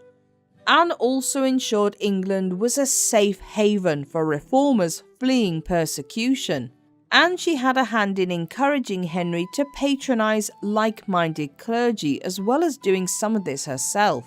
And despite it being illegal still to have a copy of the Bible in English, a lectern Bible in English was available for her household to use, and Anne even owned an illuminated copy of William Tyndale's translation of the New Testament. Anne also had a particular interest in changing the monasteries. Like other reformers, she didn't actually want to get rid of them altogether, but simply to change their use for educational purposes. She was also concerned with poverty, and she attempted to alleviate the problem with her own personal charity, but also with providing job opportunities where possible. It is interesting that her daughter Elizabeth would be the monarch to overhaul the centuries-old problematic laws regarding poverty years later. Anne also contributed heavily to culture through her patronage of Hans Holbein. If you've seen any famous painting of the Tudors from Henry VIII onwards, there's a good chance it was either Holbein or someone copying a Holbein. She was his first patron in 1532 before her royal husband, and Holbein even designed an arch for Anne's coronation procession, as well as creating a rosewater fountain for Anne's New Year's gift to Henry in 1534. The painting The Ambassadors is even a nod to Anne. The portrait is of Jean de Dintiville and Georges de Selve, two French diplomats who took part in Anne's coronation. The painting was done close to the time of the coronation and contains many symbols that pertain to the time of Anne's crowning, as well as reflecting many of her religious views. But regardless of the good Anne did as queen, she was soon to meet her downfall. Strangely, this began with the death of Catherine of Aragon, who died on the 8th of January 1536. The country was scandalised when Henry and Anne chose to wear yellow instead of black for mourning, yellow being the colour to represent joy. They did not hide the fact they were happy at the death of the king's first wife. Anne once again reached out to Mary to attempt to salvage their relationship, but the princess rejected her, especially as there were now rumours Catherine of Aragon had been poisoned. However, the basis for this was that her embalmers found her heart was completely black, and most people at the time thought this to be poison. But modern analysis suggests Catherine probably died of heart cancer. The Queen, knowing Henry now had little standing in his way of a third marriage if he decided to set Anne aside, knew she had to give birth to a boy. But it was also around this time the aging king's wandering eyes settled on one of Anne's ladies-in-waiting, a young woman called Jane Seymour. The story goes that he apparently gave her a portrait miniature of himself, and Jane was messing about, opening and closing it in Anne's presence. After seeing what the locket contained, Anne snatched it so hard from Jane's neck that her fingers bled. Just a week or so later, Henry took part in a tournament and was knocked so hard from his horse that he was knocked unconscious for 2 hours. Whether it was one of these incidents, bad luck or karma, Anne miscarried her unborn child yet again. To make matters worse, the baby was a boy. Eustace Chapuis, the imperial ambassador at the English court, gave the doom-laden comment, "She has miscarried of her saviour." However, despite this popularly being seen as the point at which Henry put Anne to one side, she was actually still in a strong position at this point. Although Anne's enemies did start to plant the idea in the king's head of replacing her for Jane, Henry doesn't seem to have made any serious moves in that direction. Even in April 1536, he was still trying to get Charles V, the Holy Roman Emperor, and his daughter Mary to both accept Anne as the rightful queen. The real sticking point actually came when Cromwell and Anne fell out over what should happen to the assets from the monasteries. Anne wanted to give the money to charitable and educational institutions, whereas Cromwell wanted to put the money directly into the royal coffers. Anne even tried to use preachers to modify royal policy on dissolving the smaller monasteries before it passed through Parliament, but to no avail. Her almoner, John Skipp, gave a sermon condemning Cromwell as an avaricious and evil advisor. Anne also favoured a French alliance as she had for many years, and Cromwell preferred an imperial alliance with Emperor Charles. While it's obvious the two once strong allies now fell out, historians disagree as to whether this meant Cromwell set about planning Anne's downfall or if he was simply acting on the orders of Henry. Whatever the case, whether it was Cromwell trying to remove Anne once and for all to allow his political diplomacy with Spain, Henry wanting to rid himself of a wife who was now becoming more trouble than she was worth, or even if there was some genuine concern the Queen had lovers, Anne wouldn't last much longer as Queen. In late April 1536, Anne had a very public falling out with Henry Norris, groom of the stool to the king, but also someone who had previously been one of her biggest supporters. Picking a vulnerable target from Anne's lively and colourful entourage, Cromwell had her court musician, Mark Smeaton, arrested. He was questioned and possibly tortured, eventually giving a confession that stated he was the Queen's lover. But as he was likely tortured and at least pressured, this confession was probably not genuine. A few days later, during the May Day joust, Henry Norris was arrested, but as he was an aristocrat, he couldn't be tortured. He denied all charges of adultery, and he also added that the Queen was innocent. On the 2nd of May, Anne was sent to the Tower, as was her brother George, followed by other courtiers. Francis Weston, William Brereton, Thomas Wyatt, the same poet who had felt so strongly towards Anne years before, and Richard Page. When Anne was taken to the Tower, she collapsed, begging to know the whereabouts of her father and sweet brother. They were all charged with adultery, including George Boleyn, who also had the charge of incest against both him and Anne. Never before or since had a queen publicly been accused of sleeping with her sibling, and it sent shockwaves through the court and country. Most modern historians are overwhelmingly of the opinion that Anne was completely innocent of all charges. The only one of the suspects who ever confessed was Smeaton, and he was likely either pressured or tortured to do so. Norris was offered a pardon if he would confess, but he refused. Weston did not like Anne, and he was only dragged in because of a comment she made while in the Tower. Brereton was added to the list by Cromwell, most likely to end his control over the Welsh marches, allowing Cromwell to reorganise the local government of Cheshire and the border area to his liking. Wyatt and Page, both known to be fans of Anne, were just lumped in to make it seem real and were never really intended to be executed. Grand juries in Middlesex and Kent found indictments on the basis of the Treason Act of Edward III, in which adultery by and to a queen was a form of treason, as then the children of the queen might not be legitimate. The story was twisted that Anne and the others had planned to kill the king, Anne then marrying one of her lovers and taking the throne. It sounds unbelievable now, and it must have then as well. Henry, meanwhile, to the delight of those who wanted Anne out of the way, was being kept busy with Jane Seymour's charms. On the 12th of May 1536, Weston, Brereton, Smeaton and Norris were sent to trial and found guilty of high treason. This then made Anne and George's trial on the 15th of May before a jury of 27 peers in the Tower rather pointless, as the jury simply had to agree to what had already been decided in the other trial.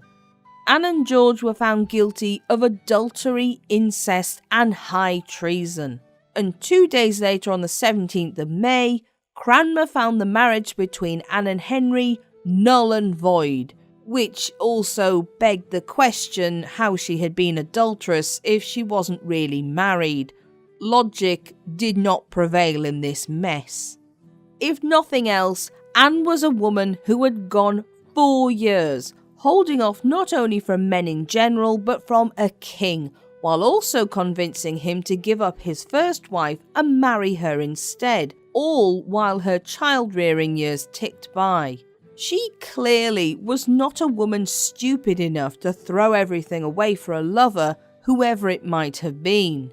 And on top of that, Anne was continually surrounded by a large retinue of female staff at all times, including her ladies-in-waiting, which would have made any romantic error of judgment completely impossible to hide.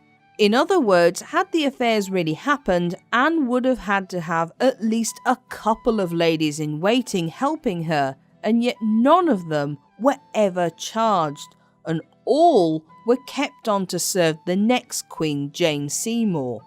Anne maintained her innocence throughout the trial and afterwards, and she had ready and constant answers to the questions put to her. Twice she would swear on the sacrament that she was innocent of all charges against her. Her brother George and the other men were all executed on the 17th of May. Anne seemed content and ready to die. She accepted her fate as there seemed little way out when she knew she was innocent. The only mercy Henry showed was to commute her sentence from being burned alive to being beheaded. And as Anne was a queen, instead of being executed with a common axe, Henry had an expert swordsman from France brought to England. There is no doubt that Anne probably suffered a severe mental breakdown and depression with what was happening, made clear by a statement from William Kingston, the constable of the Tower at the time. On the morning of the 19th of May, he wrote, "This morning she sent for me, that I might be with her at such time as she received the good Lord, to the intent I should hear her speak, as touching her innocency, alway to be clear.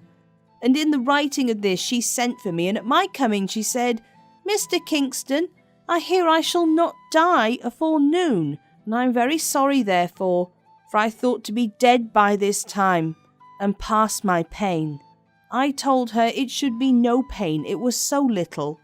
And then she said, I heard say the executioner was very good, and I have a little neck, and then put her hands about it, laughing heartily.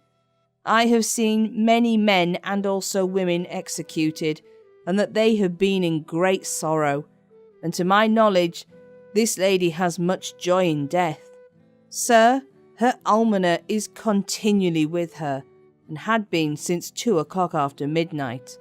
This was clearly a woman who was attempting to make sense of her impending death in the best way she could.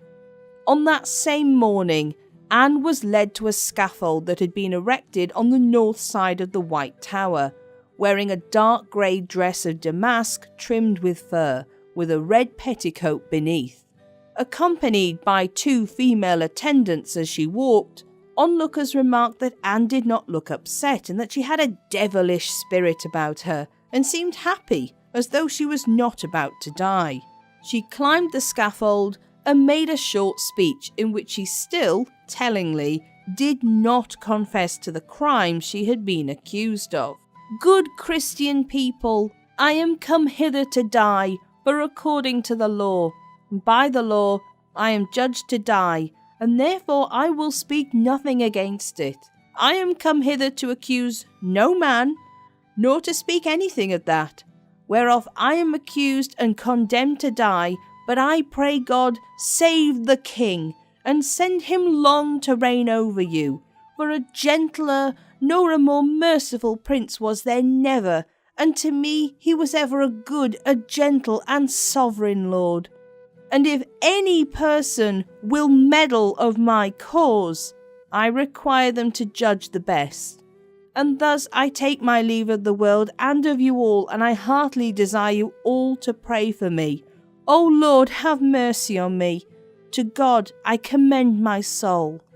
At least one witness said later that the crowd were unable to hold back tears at Anne's words and were much impressed with her bravery. Her mantle was removed, her hair tucked into a coif, and a blindfold put around her eyes. She bid farewell to her ladies, asked for final prayers, and knelt upright in the French fashion. There is a story that the executioner had actually hidden his sword under a heap of straw, knowing how nervous Anne would be. His assistant made a sound near the scaffold steps, allowing Anne to turn her head towards the sound, still blindfolded. Having removed his shoes to make his steps soundless, the executioner took his sword and swiftly brought off the Queen's head while she was still uttering her prayers. It was done as quickly and smoothly as it could be. One of the ladies present threw a white handkerchief over Anne's head. Her remains were buried without a marker in the Tower Chapel of St. Peter ad Vincula.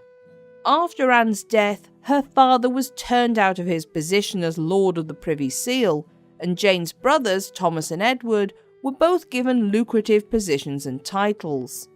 Henry was betrothed to Jane on the 20th of May, just the day after Anne Boleyn's death. Princess Mary and her supporters didn't get what they hoped for, as Henry still remained steadfast in his reasons for abandoning Catherine of Aragon, and in June, Mary finally submitted to her father's will on the matter. Anne would remain largely unspoken of throughout Henry's reign, and all portraits of her were destroyed. This would be unchanged until Mary became queen, when she would vilify Anne once again to both honour her father's memory while still justifying a return to Catholicism. It wasn't until Elizabeth became queen that her mother's reputation would be somewhat repaired. Instead, repainting Anne as a Protestant martyr and a faithful wife. Anne was a complicated woman, and it's difficult to get a handle on how many of her actions were of her own volition, how many were because of the situation she found herself in, and how many were exaggerated by her enemies. It's certain that Anne knew what she wanted from life, and it's difficult to get away from the fact that she seemed at times not to care how that happened. The way in which she helped treat Catherine of Aragon was horrific, and it's something that makes it difficult to like her. But equally, how much was Anne encouraged by Henry to behave this way, and how much was actually herself, is something we will probably never really know. While it's true Anne had a temper and got into arguments, it shows she was passionate about what she believed in, and she certainly had conviction in her faith. There are even hints that Anne wanted to improve things for the ordinary people of England, through her own patronage and charity, through wanting to create work for those who needed it, and for insisting money from the monasteries should go to charity and education. In short, Anne was the other woman, but she was also human, and no one is one-sided. And regardless of how she behaved, Anne did not deserve the fate which awaited her. It's highly likely she was innocent of all charges against her, and she herself defended this until the day she died. It's clear Henry had decided to be rid of her in the only way left to him, and as with all of his subjects, Anne had to lay down her life to the tyrant Henry VIII had become. She was a complicated woman who had shone so brightly in life, and had tried to do, really, what all women of her time did. Tried to get the best marriage possible, and the best life possible from that. But in Anne's case, just like Icarus, she sadly flew too close to the sun, and paid for it with her life. Despite being the queen who finally gave Henry VIII his much longed for son, Jane Seymour is also the most enigmatic. Little is really known about her, and yet she would help end a marriage much as her predecessor had, give birth to a future king, and be the only wife to be buried with her king. Jane was born in the early 16th century, sometime between 1504 and 1509, most likely around 1508, and at Wolf Hall in Wiltshire. Her mother, Marjorie Wentworth, and her father, Sir John Seymour, were not members of the nobility, but were still part of England's well-to-do gentry. And besides this, Jane was still a descendant of King Edward III through his son Lionel of Antwerp, 1st Duke of Clarence. Sir John had done well for himself under Henry VII, being knighted in return for his efforts against a Cornish rebellion a few years before Jane's birth, and he was also Sheriff and Justice of the Peace for Wiltshire at that time. Jane was also part of a large family. She was one of 10 siblings, 4 of whom would not survive to adulthood and most likely died of plague. 2 of her brothers, Edward and Thomas, would go on to have prominent roles within history themselves, but her brother Henry instead led a quiet life as a country gentleman. Her 2 sisters, Elizabeth and Dorothy, went on to have good marriages into the gentry and nobility. Unlike Henry's first 2 wives, Jane was not highly educated. Her parents had given her a very traditional style of education for a young woman expected only to marry well and produce heirs while helping manage an estate.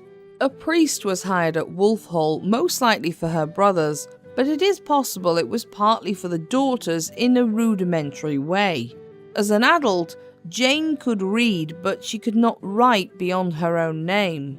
She would have learned about household management, cooking, riding, and needlework. This was the skill in which Jane would shine, and examples of her amazing tapestry work and embroidery survived as late as 1652. When she was still a teenager, she was sent to court as a maid of honour to Queen Catherine, Henry VIII's first wife, Catherine of Aragon, and under the Queen's careful example, the court became a place for young women of the gentry and nobility to learn how to behave at court. In later years, during her own reign, Jane would use the example of the Queen she had idolised in her youth. When Henry VIII decided to put Catherine aside to pursue Anne Boleyn, Jane was a firm supporter of Catherine, despite some other members of her family, such as her sister Elizabeth, supporting Anne. However, at the time she was a maid of honour, Anne Boleyn would have been the same before becoming a lady-in-waiting, and so they likely knew one another, although it isn't recorded what they thought of each other. Jane also grew to know and like Princess Mary, who would have only been a few years younger than herself. It was something that would ensure when Jane became queen, she would do her best to repair the damage that had been done to Mary by her parents' separation and the way her mother had been treated. Having said all this, although Jane may even have been one of those who initially went with Catherine when she was sent away to the Moor Castle in Hertfordshire, she and her family were ambitious enough to recognise this wasn't the way forward. By Christmas 1533, Jane was in Anne Boleyn's household as one of her ladies-in-waiting. Anne had an enormous number of female attendants, and so Jane's previous experience at court would have helped her easily find a place. Henry VIII presented gifts to all of Anne's ladies that Christmas, including Jane, and therefore he might have known of her at least. But it was in September 1535 that Henry began to really take notice of her. His relationship with Anne had been stormy for a long time after marrying her in January 1533, and he now regularly argued with the new queen. Added to this was the complication that she still hadn't given him the much longed for son he desired, and it only needed the right pretty face to drive a wedge between them. But in September, Henry decided to visit Wolf Hall. As Jane's family were only gentry, a royal visit was a very big deal. It was also an extremely expensive undertaking, as the royal family and their retainers had to be taken care of, and usually for a somewhat nebulous amount of time. But the king was known to be pleasant and not demanding of his host, and all would likely have enjoyed the hunting in the nearby Savernake forest. Jane was a stark contrast to Henry's queen. Anne was flirtatious, exotic in her French dress and games of courtly love, and fiery in her opinions. And while this was highly attractive in a mistress, it was less attractive in a wife who had to be queen, a position that suggested supporting the king and not arguing with him. Jane may have been quietly ambitious, but she hid it under a veil of demure innocence, with a quiet, eager-to-please demeanour. As we've discussed in another video about Henry VIII, he idolised his mother Elizabeth of York, who died when he was still young. Elizabeth had been calm and gentle in nature and supported her husband seemingly without argument throughout their marriage. This cemented in Henry's mind what the ideal queenly wife should be like, and Jane seemed able to be held to this standard. By this point, she was also in her late 20s, unusual at a time when most women in the gentry or nobility were at least engaged by their mid-teens. She wasn't known to be pretty, but soon Anne and the court knew Henry was quite taken with the supposedly plain Jane and was pursuing her with a view to having her as a mistress. But Jane cleverly turned Anne's trick to become queen to her own style. She also held Henry off sexually, claiming that she had strong feelings for the king, but also that her chaste nature would not allow her to do such an improper thing as be a mistress. Playing hard to get worked, and Henry was only more attracted to Jane's display of heartfelt sweetness. Others noticed this budding relationship, especially those who wanted rid of Anne, mostly for her fervent appreciation for the new Protestant faith, as well as for the fact she simply wasn't popular and had yet to yield a male heir to the throne. In Jane, they saw an opportunity, including that ever-present Tudor commentator Eustace Chapuis, who served Charles V as imperial ambassador to England. Those courtiers who saw a way to use Jane to be rid of Anne encouraged Henry in his efforts to have an affair with her. And as Jane's family were part of those who despised Anne and had sided with Catherine, no doubt they also encouraged Jane to show the king some affection to give him hope. When both Jane and Henry were back at court, their affair intensified emotionally, and many people began to report that the king appeared to be in love once again with a woman he wasn't married to. Edward and Thomas Seymour were also at court, and they were careful to remind their sister not to give up her virginity and remain modest and virtuous at all times. She did this perfectly, keeping Henry at bay on the promise of more sensual pleasures if marriage was on the table, basically pulling the same trick Anne had done, and yet again Henry was pulled in by it. History has often painted Jane at this point as little more than a tool used by a ruthless and ambitious family, but this really sells her very short. Jane herself would have to prove she was not only determined and aspirational, but also that she was capable of putting her conscience to one side in the pursuit of the husband of the queen she served. Jane was often alone with the king in many situations, and her resolve against his advances had to be ironclad, something that could only happen if she herself was the driving force behind the plan to seduce Henry into marriage. But at least part of her ambition also came from her desire to return to the Catholic faith and reunite England with Rome. On the 7th of January 1536, Catherine of Aragon died, most likely from a tumour on her heart. Although Henry and Anne both outwardly, much to the disgust of their courtiers, showed their relief at this by wearing yellow, there were still few signs that Henry was planning on putting Anne aside. But this was due to her being pregnant, and this was her final hope at proving herself. Sadly for Anne, she would miscarry before the end of the month, but the cause of this would be rumoured as mental anguish involving her husband and Jane. On the afternoon of Catherine's funeral, the Queen entered a room only to find Jane sitting on Henry's knee.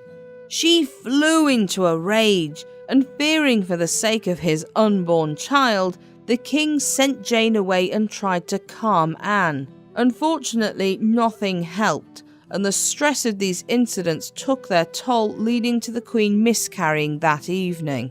As Jane was also being courted at this time by those who wanted an alliance once more between the Holy Roman Emperor Charles V and Henry VIII, she was no doubt also whispering poison in the king's ear about Anne.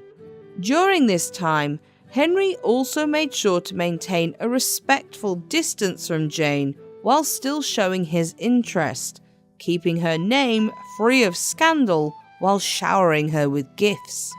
Anne had noticed Jane idly messing about with a locket around her neck, opening and closing it while looking down like a lovesick puppy at the portrait inside.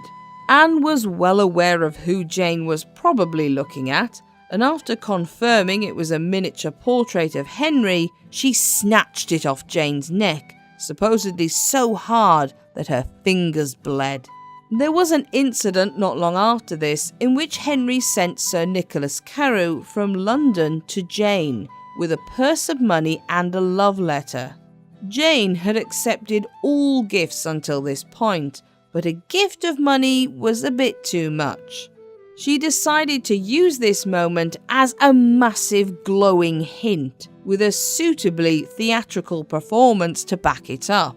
Kissing the letter with all reverence, Jane handed it back unopened and fell to her knees.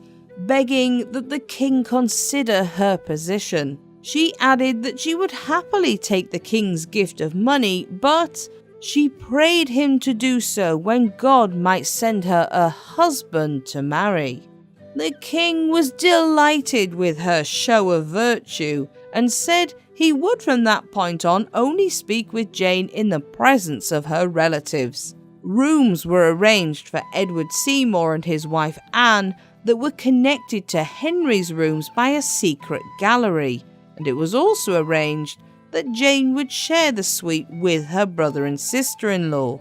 Within a few months, Anne had been accused of sleeping with several men, including not only a musician within her household and several courtiers, but also her own brother, George Boleyn.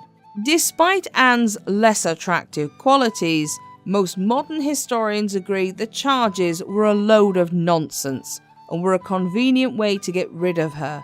The Queen was placed in the Tower of London and found guilty of adultery, incest, and high treason. On the morning of the 19th of May, apparently with an acceptance of her fate, Anne Boleyn was led out to a scaffold and beheaded.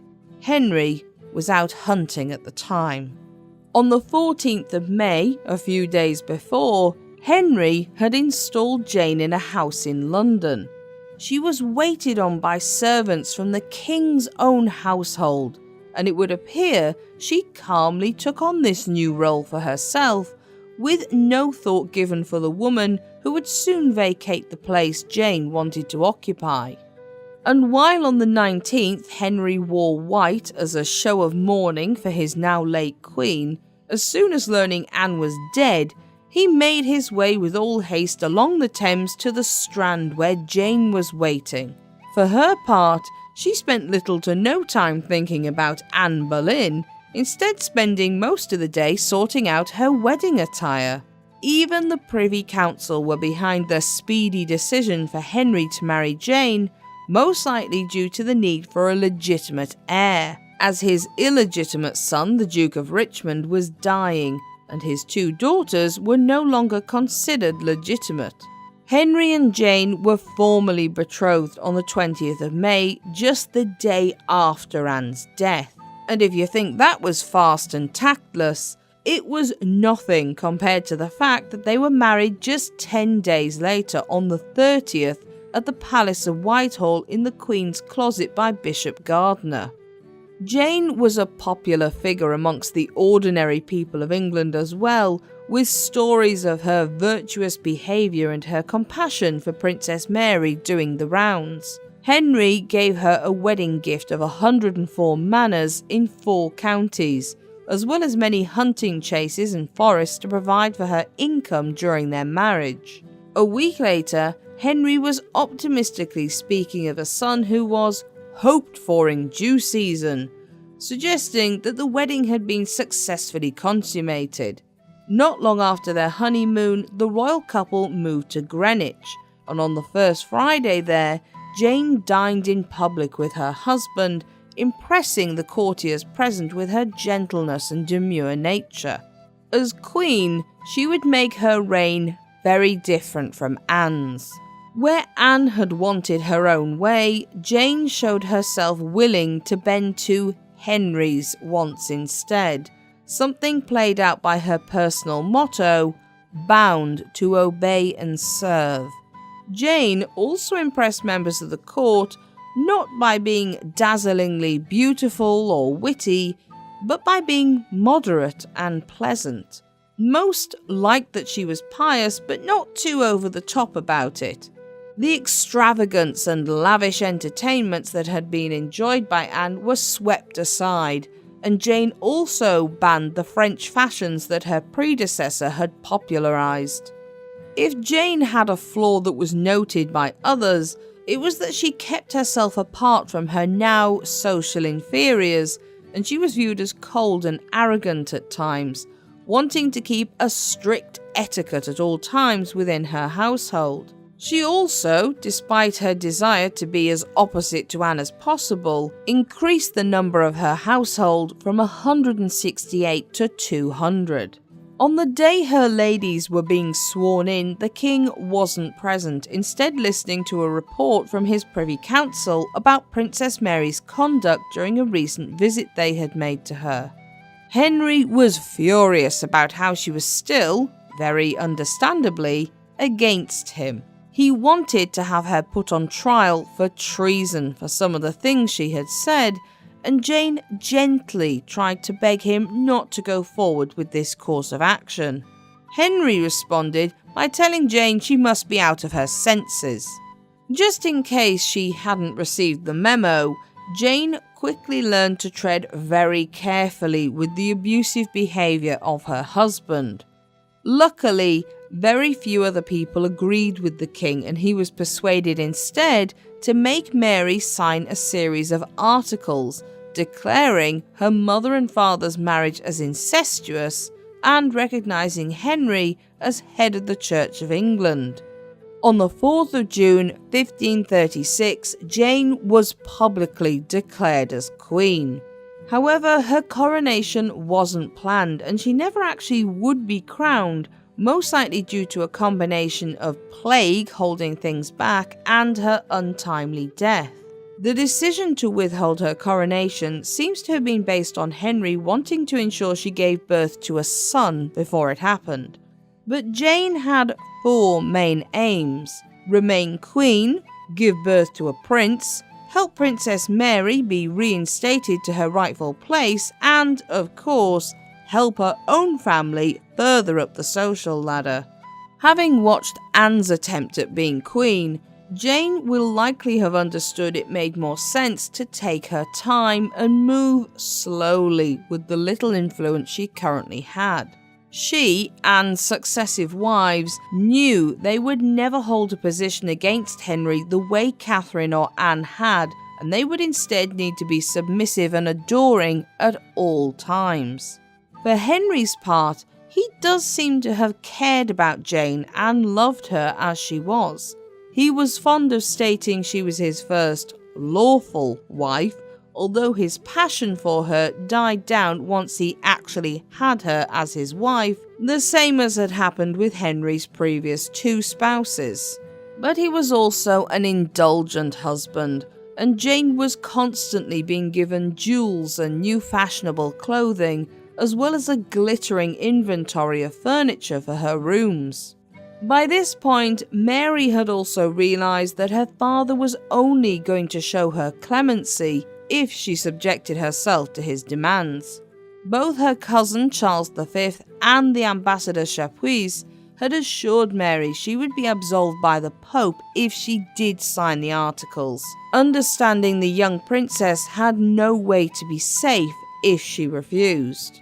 On the 13th of June, though it must have been a horrible thing to force herself to do, Mary signed what was required of her, sending the articles with a letter begging her father for forgiveness and stating that she knew she had offended him so badly she didn't even dare call Henry father. The knowledge, in Mary's mind, that she had finally given in for worldly reasons while others suffered for their Catholic faith would haunt her for the rest of her life. Despite this being an obvious place of abuse she had little choice in. Even then, Henry had to have the last word, and instead of accepting this apology, which was never really needed anyway, irritated at being made to wait so long for it, then asked Mary to write a more detailed letter of her faults and to list some ladies she would like in her household should he decide to return Mary to favour. Poor Mary was pathetically humble in her letter, doing as he asked and appearing grateful for it. But Jane was overjoyed at Mary's capitulation, and having distanced herself from those who were familiar but mere gentry now, was glad to have the opportunity of a friendly face who was close to her own rank. During the King and Queen's progress in the summer, Jane sent her brother Edward to visit Mary and obtain a list of the clothing she would need on her return to court, also gifting the princess a fine horse. But the last few years had taken a toll on Mary. and while the king publicly announced he was to be reconciled with his eldest daughter, she was too fragile for anything but a private meeting. It took place at a house in Hackney on the 6th of July, with the king and queen meeting with Mary at her rooms. Their retinue overheard Henry speaking gently and kindly to Mary, saying how much he regretted having kept her apart from him for so long. But the rest of the conversation was in private. Jane gifted Mary a diamond ring, and Henry gave Mary 1,000 crowns to spend on whatever she wished, adding that he didn't want her to worry about money and that she should have as much as she wished from that moment on. By the 13th of October, a new problem had arisen in the kingdom, however. A protest began to rise in Yorkshire, spreading to other parts of the north of those who still disagreed with Henry's break with Rome and wanted to see a return to Catholicism. This would become known as the Pilgrimage of Grace. It's possible, with the return of Mary to favour and Jane sympathetic to the faith, they felt there was a chance their pleas would be heard. Jane attempted to ask for pardons for some of those involved in the uprising, as well as to restore some of the smaller monasteries that had been dissolved. This was not unheard of. Since Anglo-Saxon times, it had been the place of the Queen to beg for clemency for prisoners, often with a behind-the-scenes agreement already in place that the king agreed but didn't wish to appear weak.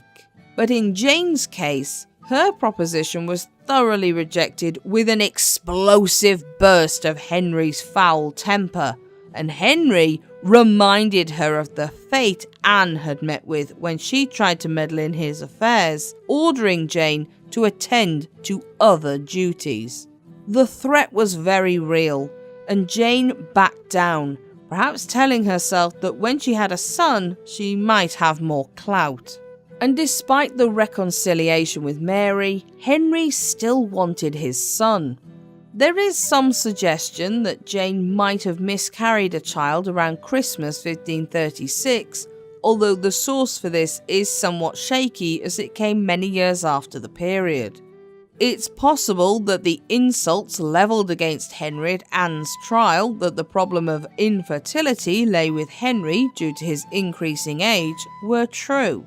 But by January 1537, Jane was certainly pregnant, whether it was the first or second time. Henry's nervousness about it being a healthy pregnancy was obvious by Jane's movements once she knew she was carrying a child. Already limited to just domestic duties and running her own estates and household, Jane further withdrew from public life over the summer at Hampton Court, living a quiet life with no public engagements.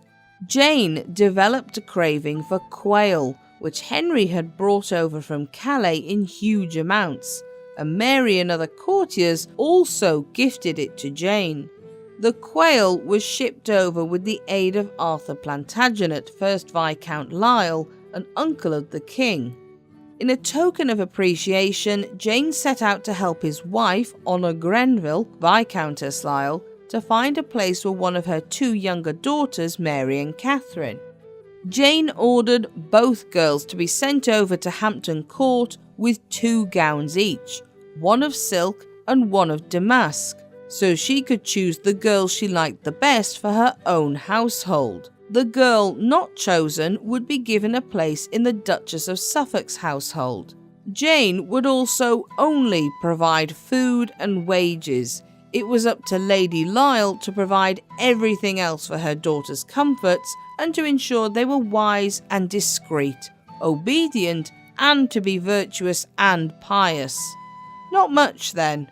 It was another hint of the steely nature hiding beneath Jane's quiet demeanour. Had she lived longer than she did and grown in confidence, it's highly likely more of this side of her would have come out. In September 1537, Jane went into her confinement, surrounded by the best midwives and royal physicians available. By the afternoon of the 9th of October, Jane's labour pains finally started. Henry sent word to London and bells were rung, processions from churches began, and masses were sung for the health of both the Queen and the imminent child thought to be a boy. Her labour would be a grueling ordeal, going on for 3 days and 3 nights.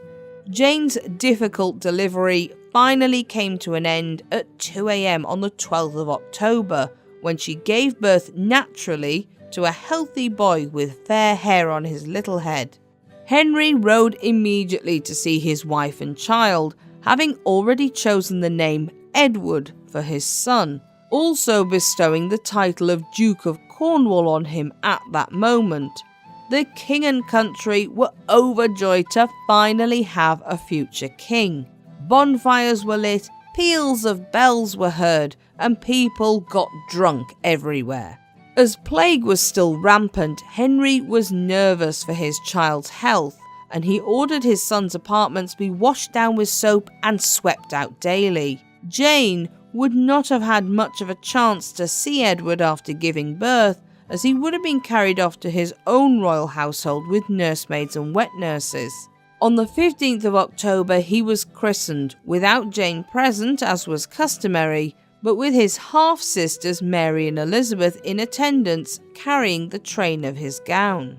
But this seemingly idyllic return to a warm family life was not to be. While Jane was still recovering from the birth, it became clear she was very unwell. 2 days later, she was suffering from diarrhea and sickness. However, by the 18th, Jane was once again improving, and everyone thought the worst had passed. It now seems likely she was suffering from either a postpartum infection, a retained placenta, or an infection from an internal tear. By the afternoon, Jane had once again grown feverish, and she sank into a delirium for the next 3 days. Henry stayed by her side, and in the early morning of Wednesday, the 24th of October, the last rites were read to the delirious Queen, and she quietly died around 2 a.m.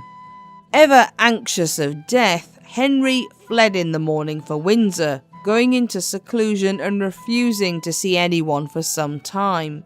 While he did seem to grieve his third wife's passing, the suggestions from his council for a fourth marriage were met with surprising acceptance, and it wouldn't be long after Jane's death he was already considering which bride to have for the next Mrs. Tudor.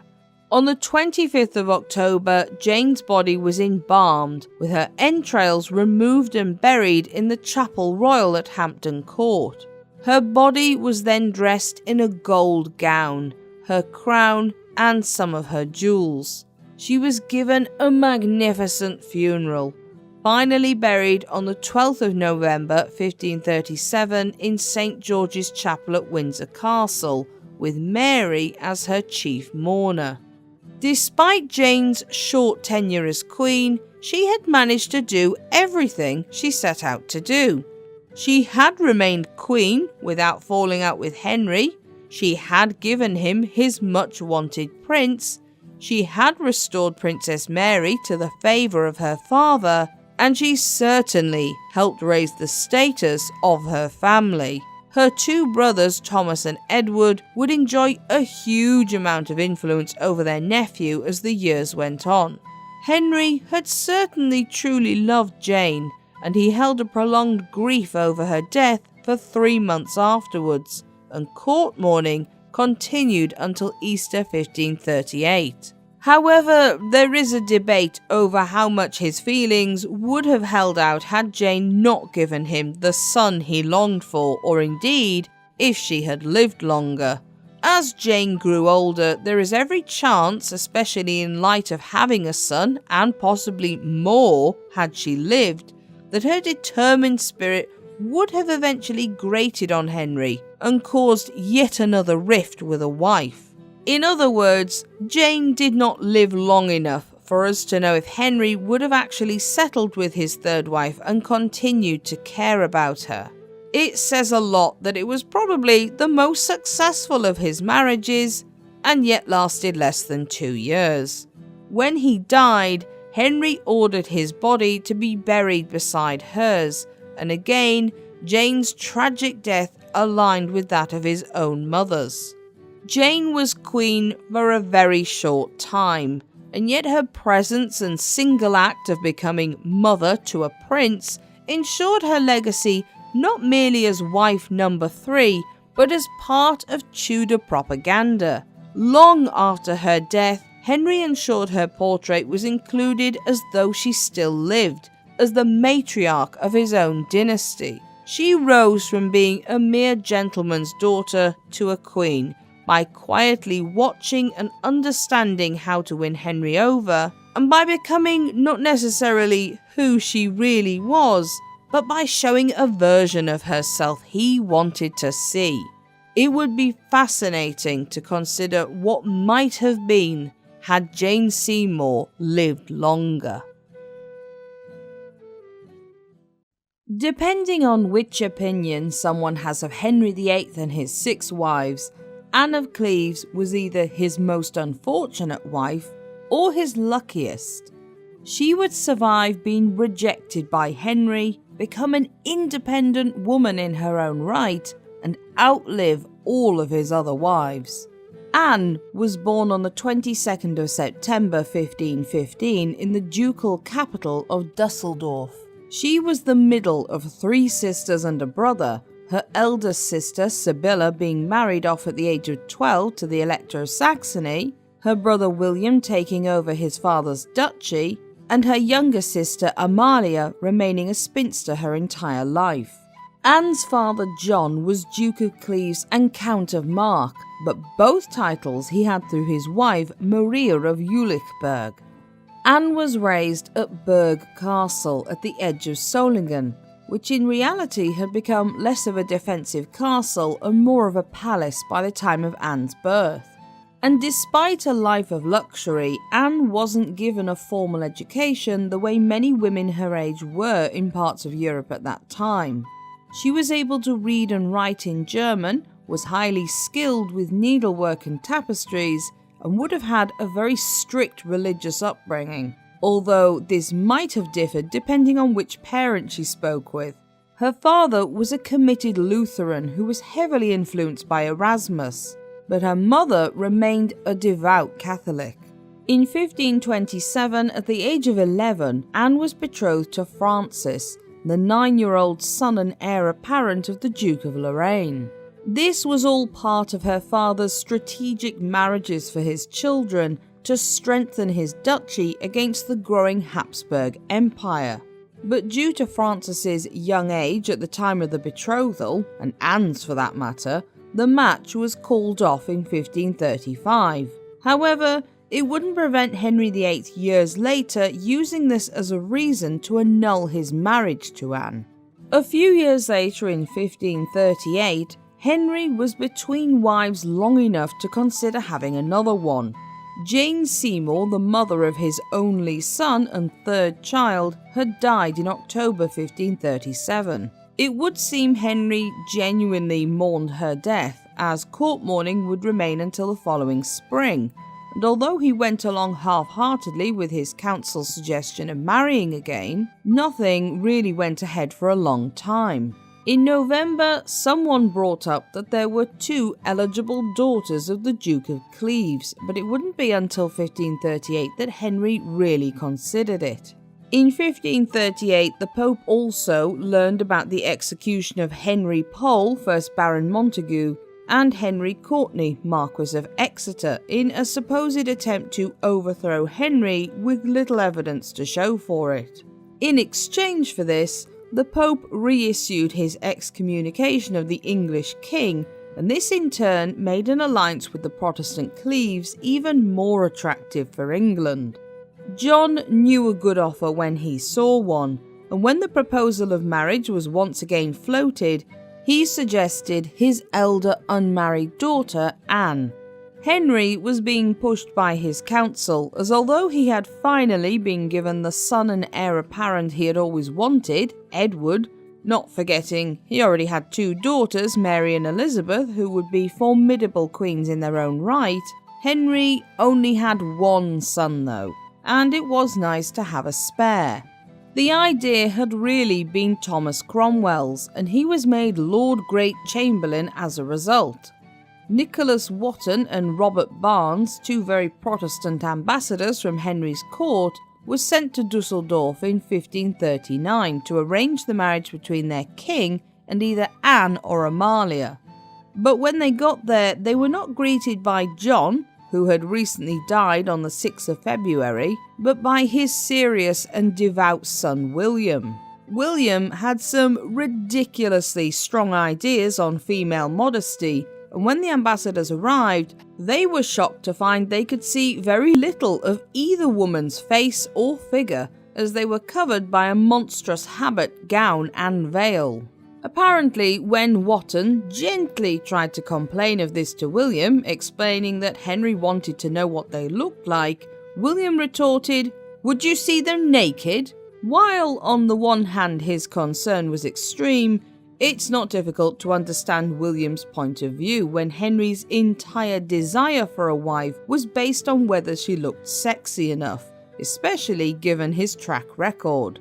As a result, Cromwell sent the famous Hans Holbein to paint portraits of Anne and Amalia, but William had yet to give permission for this to actually happen. He delayed the process, and Cromwell tried to placate Henry by stating how many people apparently extolled Anne's beauty, both in her features and in herself, as well as how gracious and virtuous she was. He had to lay it on thick. It had been his idea in the first place. But the truth was, whether Anne really was or wasn't beautiful, not many people would actually have known the answer. She had such a strict upbringing and her brother was so protective that few had ever seen her without her many layers of clothes and veils. To give him credit, William found any excuse possible to put Henry off. He argued his sisters were so virtuous and so secluded that they would struggle at the English court, known for games of passion and flirting. The German courts at the time even had dim views on women playing music. He pointed out, in view of Henry's previous wives, any woman following them would know only insecurity and unhappiness. And finally, he said, he was far too poor anyway to give a dowry. The English king replied to this by saying if the Lady Anne was quite as lovely as everyone was telling him, he would happily marry her without a dowry. This was an offer the impoverished William couldn't turn down, and he agreed to the portraits being painted. Holbein chose to paint Anne face on, unusual for the time, which disguised the fact she had a long nose. She is portrayed with a demure, sweet, youthful face, her hands relaxed and held together in a dignified pose, her jewelled gown and headdress showing her social station. Henry was immediately taken with her image and agreed it was Anne he wanted.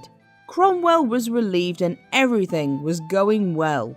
But by the end of August, William remembered his sister's earlier betrothal to the Duke of Lorraine, something that required clearing in the ecclesiastical court before her marriage to Henry.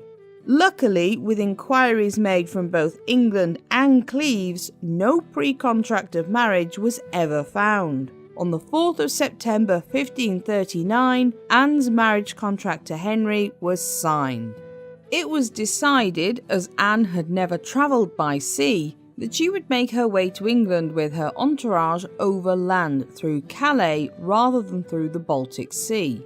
Anne left Cleves in early November, but her journey was slow and she didn't reach Calais until the 11th of December. Henry was eager for his bride to arrive and in high spirits, asking his ambassadors for more details about her. He was assured she was tall and thin, of average beauty and had a resolute countenance. So basically, Anne didn't look anything at all like Henry's favoured type of woman, but he was so blinded by what he thought she would be that he ignored this. Finally, on the 27th of December, Anne arrived at Dover, pressing on towards Canterbury just a few days later on the 29th with wind and hail blowing in her face, before travelling to Rochester Abbey on New Year's Eve. She had been given a magnificent welcome, with many lords and ladies of court jostling for a position in the new Queen's household, and everyone was impressed with her manners, her looks, and how merry she was despite the journey. Anne reportedly said how eager she was to make up for her lack of education by learning English as fast as possible, and doing everything in her power to please the king. Not one person said anything negative about Anne or her looks. However, Anne and Henry's first meeting was to be a fateful one. Following an old English chivalric tradition, Henry decided to first meet his bride in disguise, following the idea that the bride was supposed to be able to see through the disguise and recognize her true love. Who knows if anyone mentioned to Henry that Anne wouldn't have a clue about these English courtly traditions, and if they had, would he have even listened? Anne was sat watching bear baiting out of her window when Henry burst into the room in a ragged cloak, claiming to be a messenger with a gift from the king, also bearing in mind that at this time she didn't understand English. He grabbed the poor woman in his arms and kissed her with no warning. Instead of swooning into his arms, Anne was understandably horrified at this obese, uncouth peasant grabbing her and kissing her against her will, speaking in a language she did not yet know. She recoiled and turned back to the window, probably shaken and uncertain as to what to do. She was a foreign noblewoman who had just been assaulted in her own rooms, and no one there had done anything to stop it. Was this how she was going to be treated in England? Henry was surrounded at all times by Tudor yes-men and women who had been trained to stare adoringly at their king and reassure him that despite the years that had passed, his gout and growing stomach, his ability to kill off a wife as soon as look at her, and his horrific temper, he was absolutely, definitely still the most attractive prince in all Christendom. Anne being repulsed by him was probably the first time it had ever happened. Unlike with so many other times in his life, the English king chose to turn the insult around on the other person. It wasn't he who was disgusting, it was Anne, despite the fact that just a few minutes earlier he was happy to scoop her into his arms for a snog. Henry left and returned a few minutes later in his regal clothing, and poor Anne must have been, as he no doubt wanted, incredibly embarrassed when she realised what had happened. She sank to her knees to receive the king, and he pulled her up and kissed her on the mouth in the English tradition. The two had a halting conversation with the aid of a translator and ate supper together, but it was clear Henry's ego had been bruised beyond repair. He had brought a gift of furs for his new queen, but left in such a hurry that someone had to go back later and present it to Anne. He angrily took his courtiers to one side, stating, "I like her not. She is nothing as well as she was spoken of." Of course, everyone around him immediately agreed with Henry that Anne was not attractive, not daring to argue with him. Interestingly, those not associated with Henry, such as the French diplomat Charles de Marillac, said Anne was of middling beauty, which was higher praise than he would later give Catherine Howard, whom Henry thought was a stunner.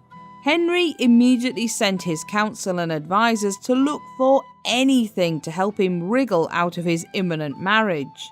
He then demanded Anne appear before him and swear to being free of impediments, probably hoping she would be offended by this and not do it, but in fact Anne willingly turned up at court and did as asked.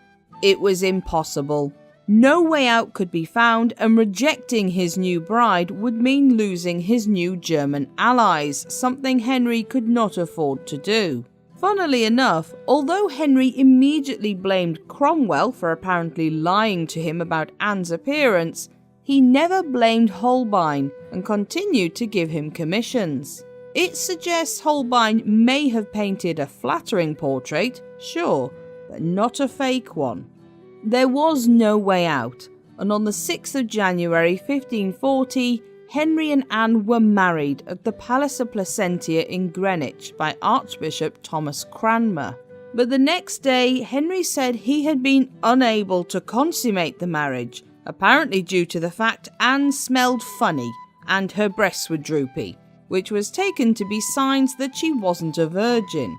Anne Boleyn's remarks about Henry's impotence still stung years later, and he hastened to add that it wasn't that he physically couldn't, of course. In fact, he had not one but two nocturnal emissions. Definitely doesn't sound made up. Poor Anne cannot have been unaware of what her new husband thought of her, as everyone at court will have gossiped about it. She had no one with her in her corner, however, except for the ambassadors that had travelled from Cleves with her. Her own ladies had been replaced with English ones, including a young girl known as Catherine Howard.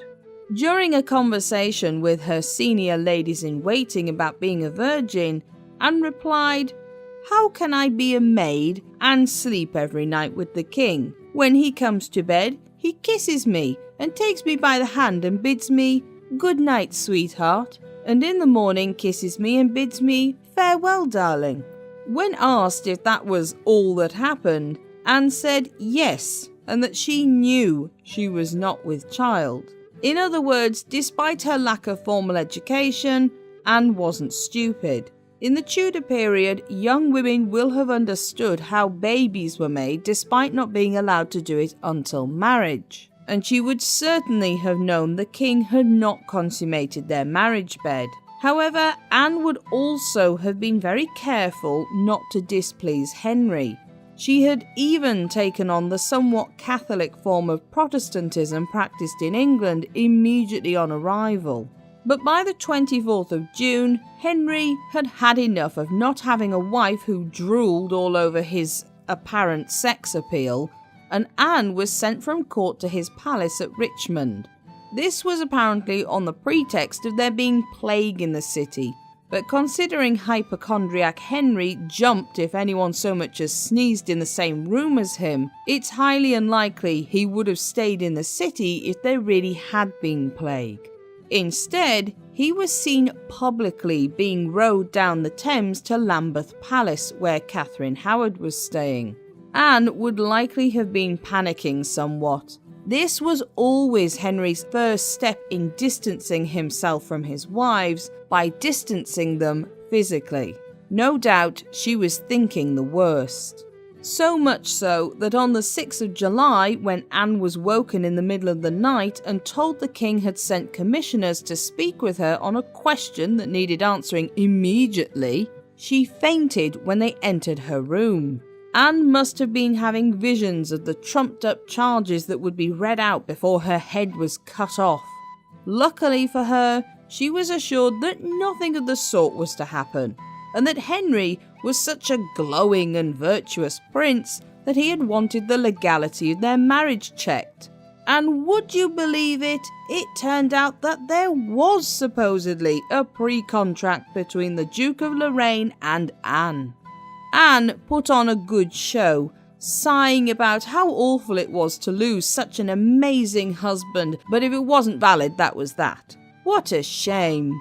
She pretended to be reluctant, but in reality quickly sent the king a letter agreeing to dissolve the marriage. As part of the agreement, Anne was to be given an annuity of around £4,000 a year, the manors of Bletchingley and Richmond, as well as Anne Boleyn's old home, Hever Castle, piles of plate and jewels, and she was to be known as the King's sister, having precedence over all other ladies in England other than the future Queen and the King's daughters. Henry also decided to make it very clear that Anne was in fact still a virgin and could remarry if she so wished. No one felt like pointing out that this invalidated earlier statements he had made, and Anne was happy to agree to everything, considering the amazing freedom this wealth belonging only to her would give her. On the 9th of July 1540, Henry's clergy found the marriage to be invalid, and Anne accepted the judgment, signing it in the king's presence. She wrote to her brother to explain the situation, also adding that she would not be returning to the land of her birth, as her grants of land were hers only if she remained in England. And besides, she added, she liked it here. William received the news somewhat moderately, publicly saying he was glad his sister had fared no worse. Everyone knew what he meant. Privately, he thought Henry's treatment of his sister was disgusting, and he worried about Anne being persecuted for her faith, something that would thankfully never come to pass. But Anne was perfectly content. She was now a wealthy and independent young woman, and was reported to often be merry and amused herself with sports and recreations, constantly wearing new fashionable gowns. Anne and Henry even struck up a friendship, and she was often invited to court. In a country now used to cast aside queens, creating fury, chaos and havoc, it was surprising to see how cheerfully Anne took the news, and Henry showed his gratitude by showering her with gifts and letters from her brother. On top of this, Anne had come to know Mary and Elizabeth quite well by this point, and she had struck up a warm friendship with Princess Mary. But she was especially fond of little Princess Elizabeth, now nearly 7 years old, who was given far less attention than her heir-apparent brother. Anne was a kind woman who immediately felt her maternal energy, which was unlikely to be fulfilled by her own children as she had no desire to marry again, could be spent on this charming little daughter of the king. She asked the king if sometimes Elizabeth could be allowed to visit her, and permission was readily given, resulting in the young princess becoming a regular visitor at Richmond Palace. During Henry's marriage to Catherine Howard, Anne was happy to retire to the country and enjoy herself with pleasures and pastimes away from court. It seems she also enjoyed cooking, as she had a kitchen built just for herself on one of her estates, in order to experiment with meats and spices.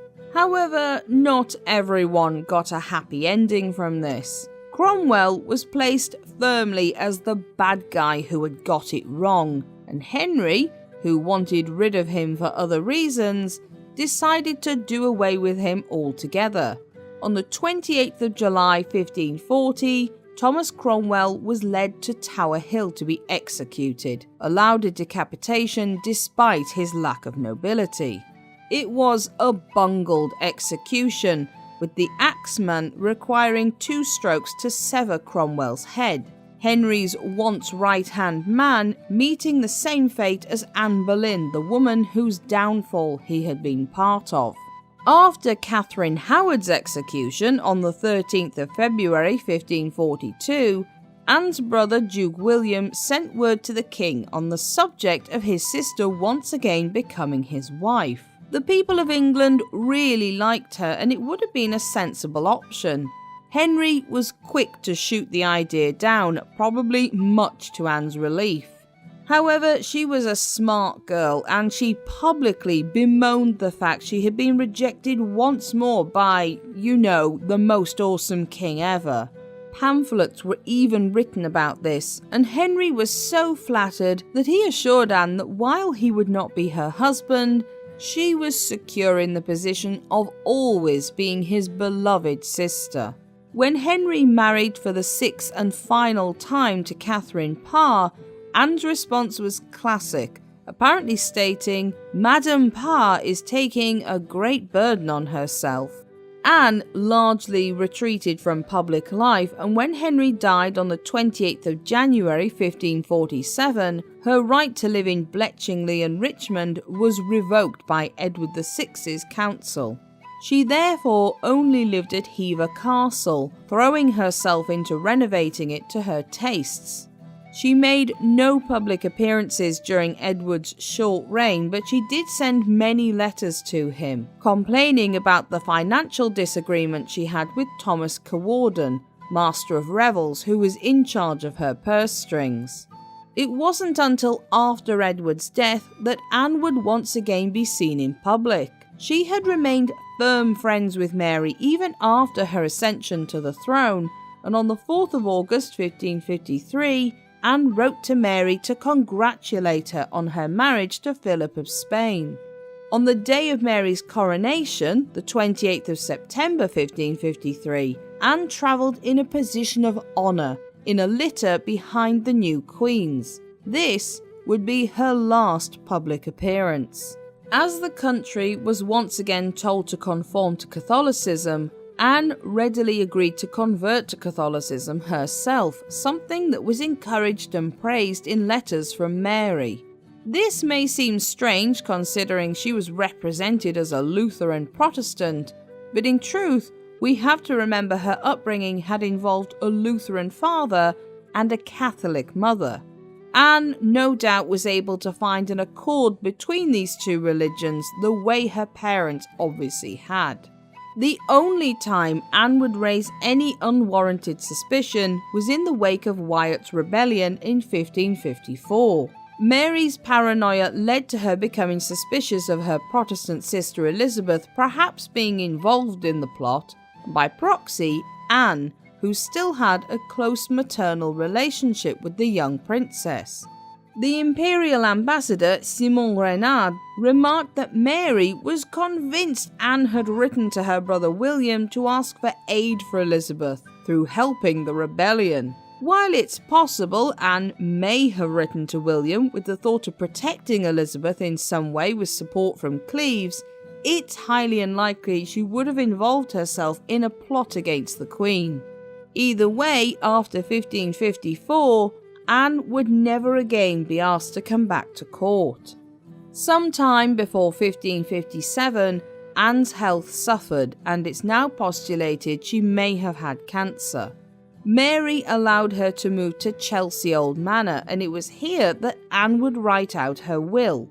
She missed out no one, including the many dozens of servants in her household, ensuring everyone got something from money or jewels to dowries and plate. She asked Mary that the rents from her lands be used to pay off her debts and that one of her maids be taken into Elizabeth's service. Anne died on the 16th of July 1557, the last of Henry's wives to pass away.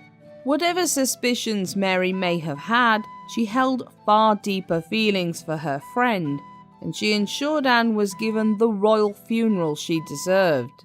Anne was buried in Westminster Abbey with a full Catholic service, and her tomb was draped with cloth of gold. The Queen also commissioned a grand tomb for her former stepmother, but sadly it was never completed. Into the reign of James I, work was still being done on it, but there were more pressing places for funds and work eventually stopped.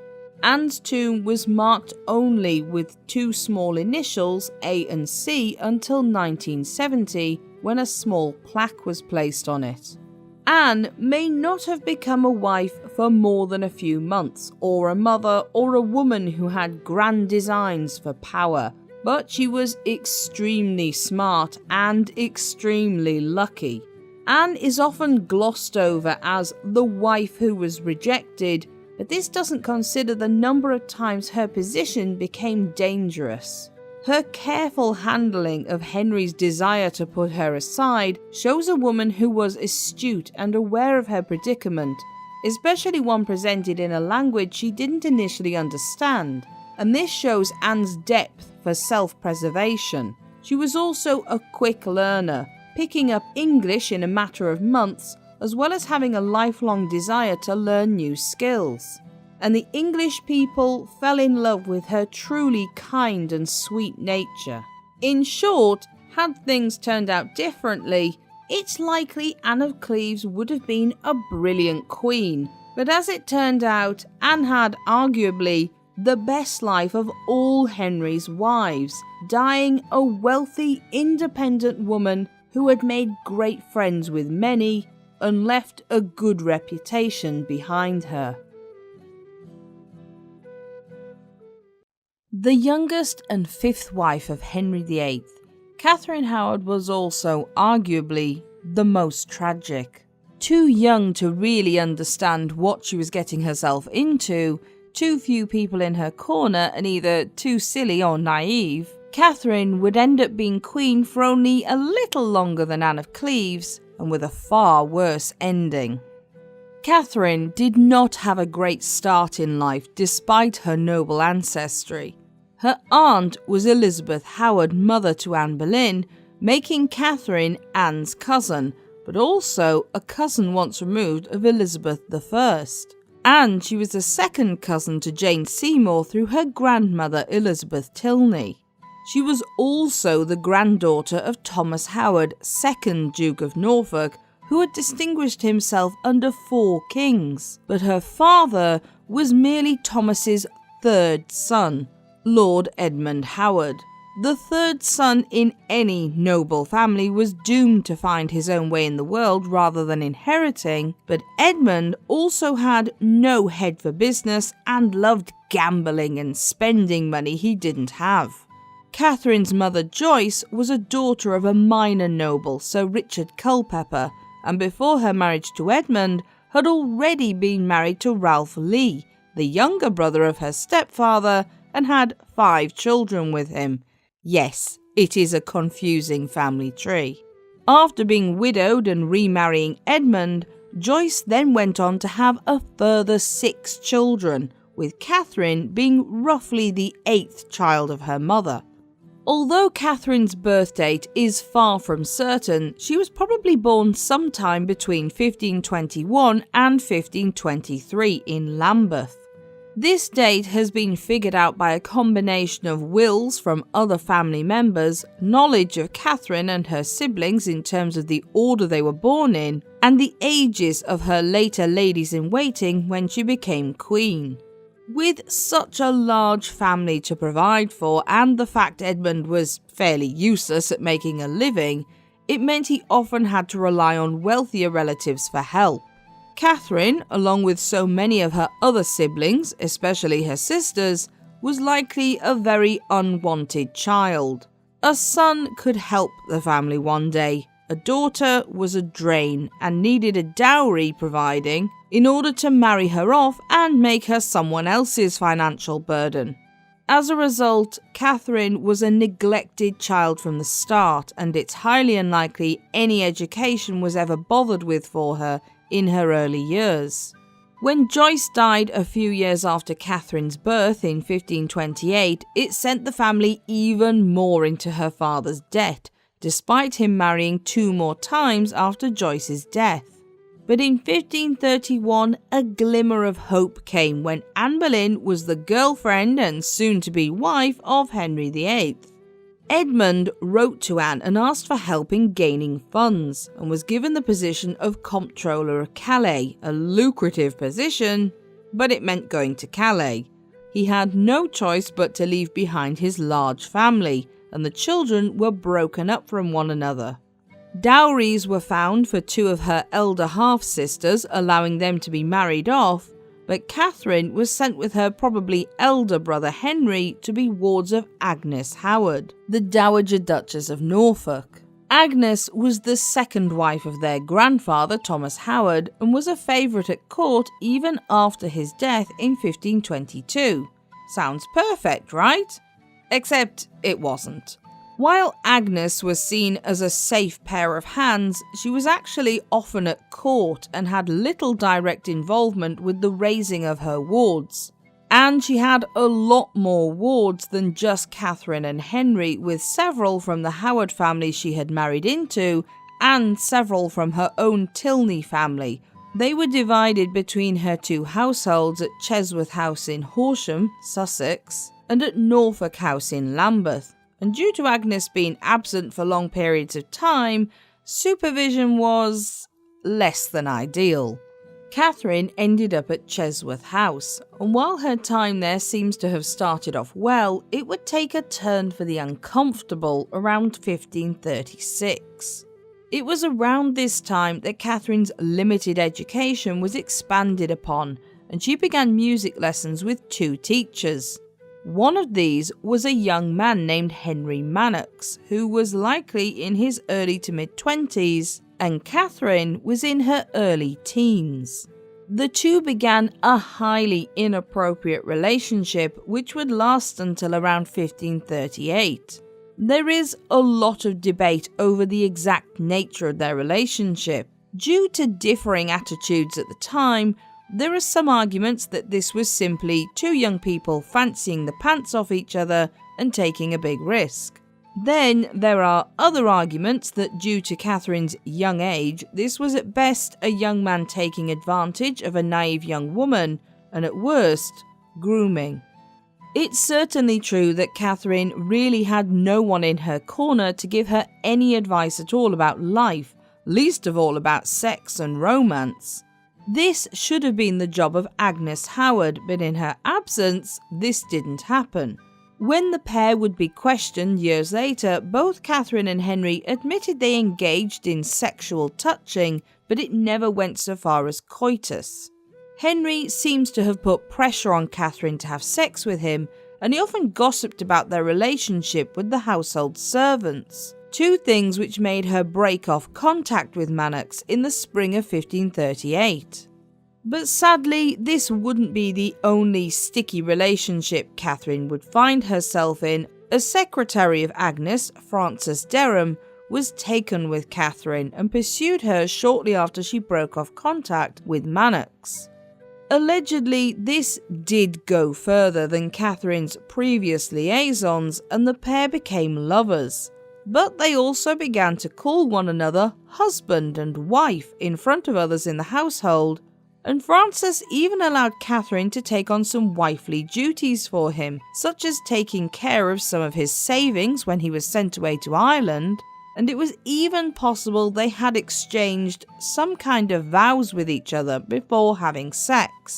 This was very important for any future marriage for Catherine, as in the eyes of the church, she would already be married.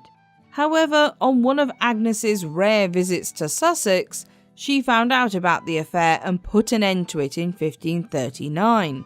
In order to distance the pair and also to further the ambitions of the Howard family, a place was found for Catherine at court by her uncle Thomas Howard, 3rd Duke of Norfolk. At this point, the relationship between Catherine and Henry was nothing to write home about. When she arrived at court, he obviously found her attractive and they flirted together whenever they met. But this was the story for many women at court. By 1540, she was put into the household of the new Queen, Anne of Cleves, as a maid of honour. Henry's flirting with Catherine only grew as his interest in Anne waned quickly. Anne had rejected him, most likely, when he surprised her upon her arrival in England, and her reaction of disgust at an older, unknown man with a bad-smelling leg had been too real for him. Catherine wasn't as sharp, smart, or manipulative as previous women in Henry's life had been, but she did understand men and how to flatter them. She pretended not to notice Henry's bad leg, which often oozed pus, needed to be cleaned every day with fresh bandages, and smelled horrendous. She allowed Henry to feel he was once again the young, slender, athletic youth he had once been, who had picked up women by the score, despite the massive evidence to the contrary. It is often at this point that Catherine is shown as a good time girl, but actually this is more like the story of an abused young girl.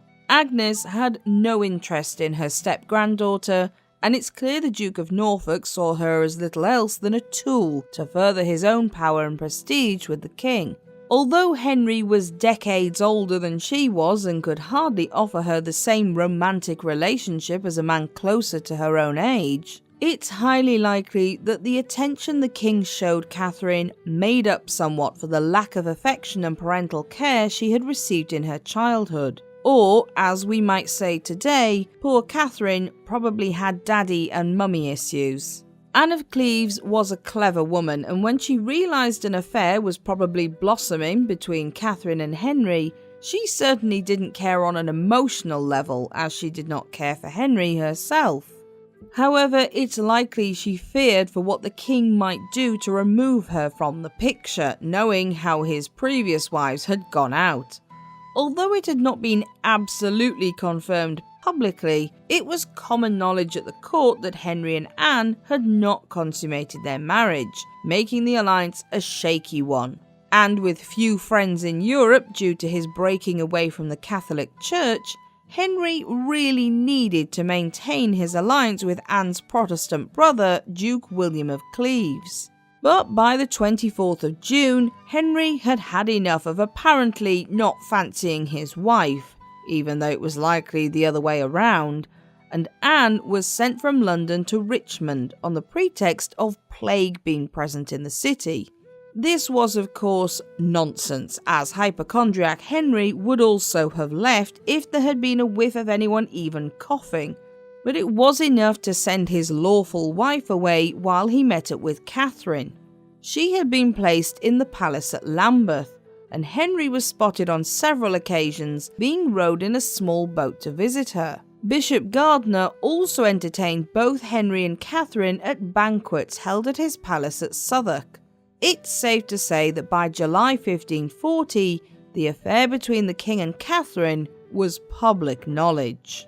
Completely unaware that their kinswoman already had carnal knowledge of men, Catherine was warned to maintain her pure and honest condition, while also making it very clear to Henry that she would happily sleep with him once he put a ring on it. As for the king, his lust for Catherine and his ego allowed him to believe he was both passionately in love with Catherine and that it was reciprocated, and blinded him to the Howard family's obvious manipulation. However, aside from her earlier dalliances before Henry, Catherine was already involved with someone else.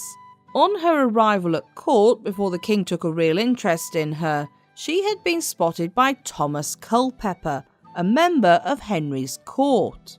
He had worked for Viscount Lisle, who was an uncle of Henry VIII, helping the Viscount to obtain items for the court, including a hawk for the king himself. It wasn't long before Culpeper, who was described as a beautiful youth, charming and knew how to make himself indispensable, soon became a favourite of Henry's. He had some influence over the king, and was often bribed to speak for others in their favour. Eventually, he was created Keeper of the Armoury, working his way up to being given the position of Gentleman of the Privy Chamber. Henry had also given Culpeper several properties by the time Catherine arrived at court. The two had flirted with each other, and it seems Culpeper had assumed their relationship would turn sexual, but Catherine turned him down. He moved on to another woman in the royal household, and Catherine was distraught, publicly bursting into tears in front of her fellow maids of honour.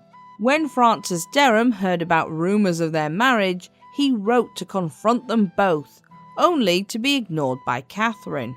So although she was technically single and free to marry Henry, her personal life was murky by 16th century standards. Henry had lavished gifts of property, jewels and expensive cloth on Catherine since the beginning of 1540, and it was clear he was completely besotted with her, calling her his very jewel of womanhood. The marriage of Anne and Henry was calmly annulled on the 12th of July, Anne very shrewdly realising she could have her cake and eat it, as she was given lands, a generous annuity, and a whole bunch of other prizes for not making a fuss. And she was able to remain in England and avoid another marriage of her brother's choosing. This left the king free to marry again, and on the day Thomas Cromwell was executed for apparently messing up his chances by suggesting Anne in the first place, on the 28th of July, Catherine and Henry were quietly married at Oatlands Palace. Lest the public think it was a tad distasteful to be married on the day Cromwell was bumped off, the marriage wasn't made public until the 8th of August, however. A debate remains over what Catherine actually looked like. There are few full descriptions of her features, and no known contemporary portrait actually exists. Of those that have been put forward over the centuries, many are now positively identified as more likely sitters, and only a few remain with any possibility of being Catherine. There's no evidence she even had her portrait painted, and if she did, it would likely have been destroyed after her death the way images of Anne Boleyn were. The most famous image of her is a Holbein miniature dated to 1540, but a good argument has also been put forward that this is actually another painting of Anne of Cleves, who was of course also married in the same year to Henry. The two images do actually seem to show someone very similar in looks. The most likely portrait of Catherine might be Holbein's Portrait of a Young Woman. The sitter is unique in not being identified in any other portrait. It matches the little we know of Catherine's appearance and shows a young lady in an extremely wealthy and luxurious outfit with a French hood. The Latin inscription on the portrait also suggests the sitter is aged 17, roughly the most likely age of Catherine when she married Henry. As for Catherine herself, she wasn't exactly making a lot of friends at court, despite her kind-heartedness. The besotted king was happy to indulge her every whim desire, and having endless amounts of jewels and clothing thrown her way meant Catherine got a bit greedy, wanting something different and new almost every day. This behaviour disgusted many at court, who thought a queen should, despite needing to maintain a regal status in high fashions and jewellery, not actually show that she wanted these things. Princess Mary also didn't like Catherine. Although she came from a Catholic family, she was a stepmother 9 years younger than her stepdaughter, and she soon showed that she was an empty-headed girl who loved nothing more than dancing and new clothes. While these aren't inherently bad traits, she and the well-educated, deeply religious and studious Mary were never going to click well together. None of this seems to have bothered Henry. As Catherine had grown up impoverished, neglected in every way possible, and had found company only with household servants, her newfound wealth, power and attendance went to her head a little bit. But she wasn't as arrogant about her position as Anne Boleyn had been, and Catherine was happy to use her place as queen to help others when they petitioned her. The problem was she was woefully unprepared for the backstabbing and manipulation of court, and Catherine never seemed to notice when she could be perilously close to being involved in intrigues. All Henry asked of his new young wife was that she give him a son, but despite visiting her chambers almost every night, Catherine never conceived a child during their short marriage. It would seem, with his increasing weight and advancing years, that Anne Boleyn's accusations during her trial of Henry's infertility were likely very true. As with Jane Seymour and Anne of Cleves, no plans were made for Catherine's coronation, probably only to happen once the country had a new prince. She was also too young to take part in any administrative matters of running the country. The court was rearranged, with more of the Howard family taking places in it, including in Catherine's own household, where several female members of her family became part of her entourage. At the New Year celebrations of 1541, Catherine and Henry were joined not only by Princess Mary, but also by Anne of Cleves.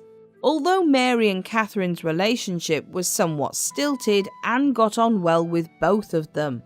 Even after Henry had gone to bed, Anne stayed up to enjoy the revelry, dancing with Catherine, and the next day, Catherine generously passed her gifts from the king on to Anne. But the king's good mood, which had started when he married his pretty young wife, soon grew worse over the winter as his leg began to bother him. In agonizing pain, trapped in a failing body, Henry refused to be seen by the members of his court and shut himself away in his chambers. Even dutiful Catherine was not allowed in to see Henry very often. She was left to preside over a half-empty court, and everyone worried that the king's general health and mood meant his death was imminent, especially as he appeared to be making things worse by drinking and eating too much. However, by Easter 1541, Henry's leg had improved, and he cheered up somewhat. It must have been a relief for Catherine, who had been unsure over what to do with the change in Henry. It was also around this time that Catherine once again showed her kind nature by looking out for the plight of 3 people. One was the Countess of Salisbury, Margaret Pole. She had been unfairly locked away in the Tower under suspicion of helping her son Reginald to overthrow Henry, and for 2 years the elderly lady had been left without proper clothes to keep her warm. Using her own money with the king's permission, Catherine ordered several garments for Margaret, some lined with fur, some made of luxurious fabrics to better her situation.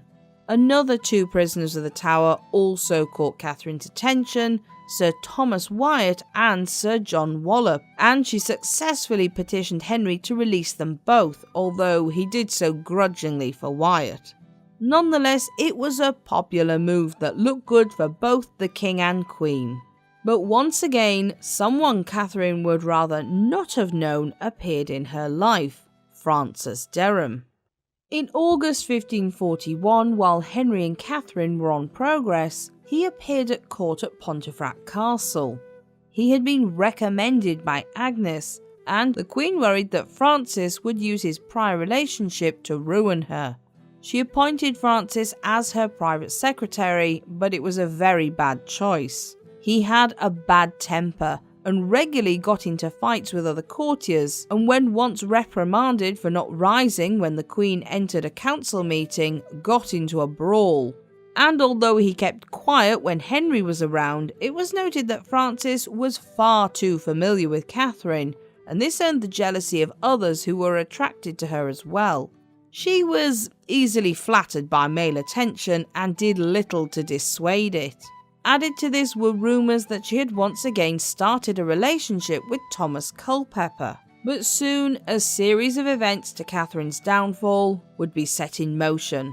John Lascelles, a minor courtier, came forward with a shocking reveal.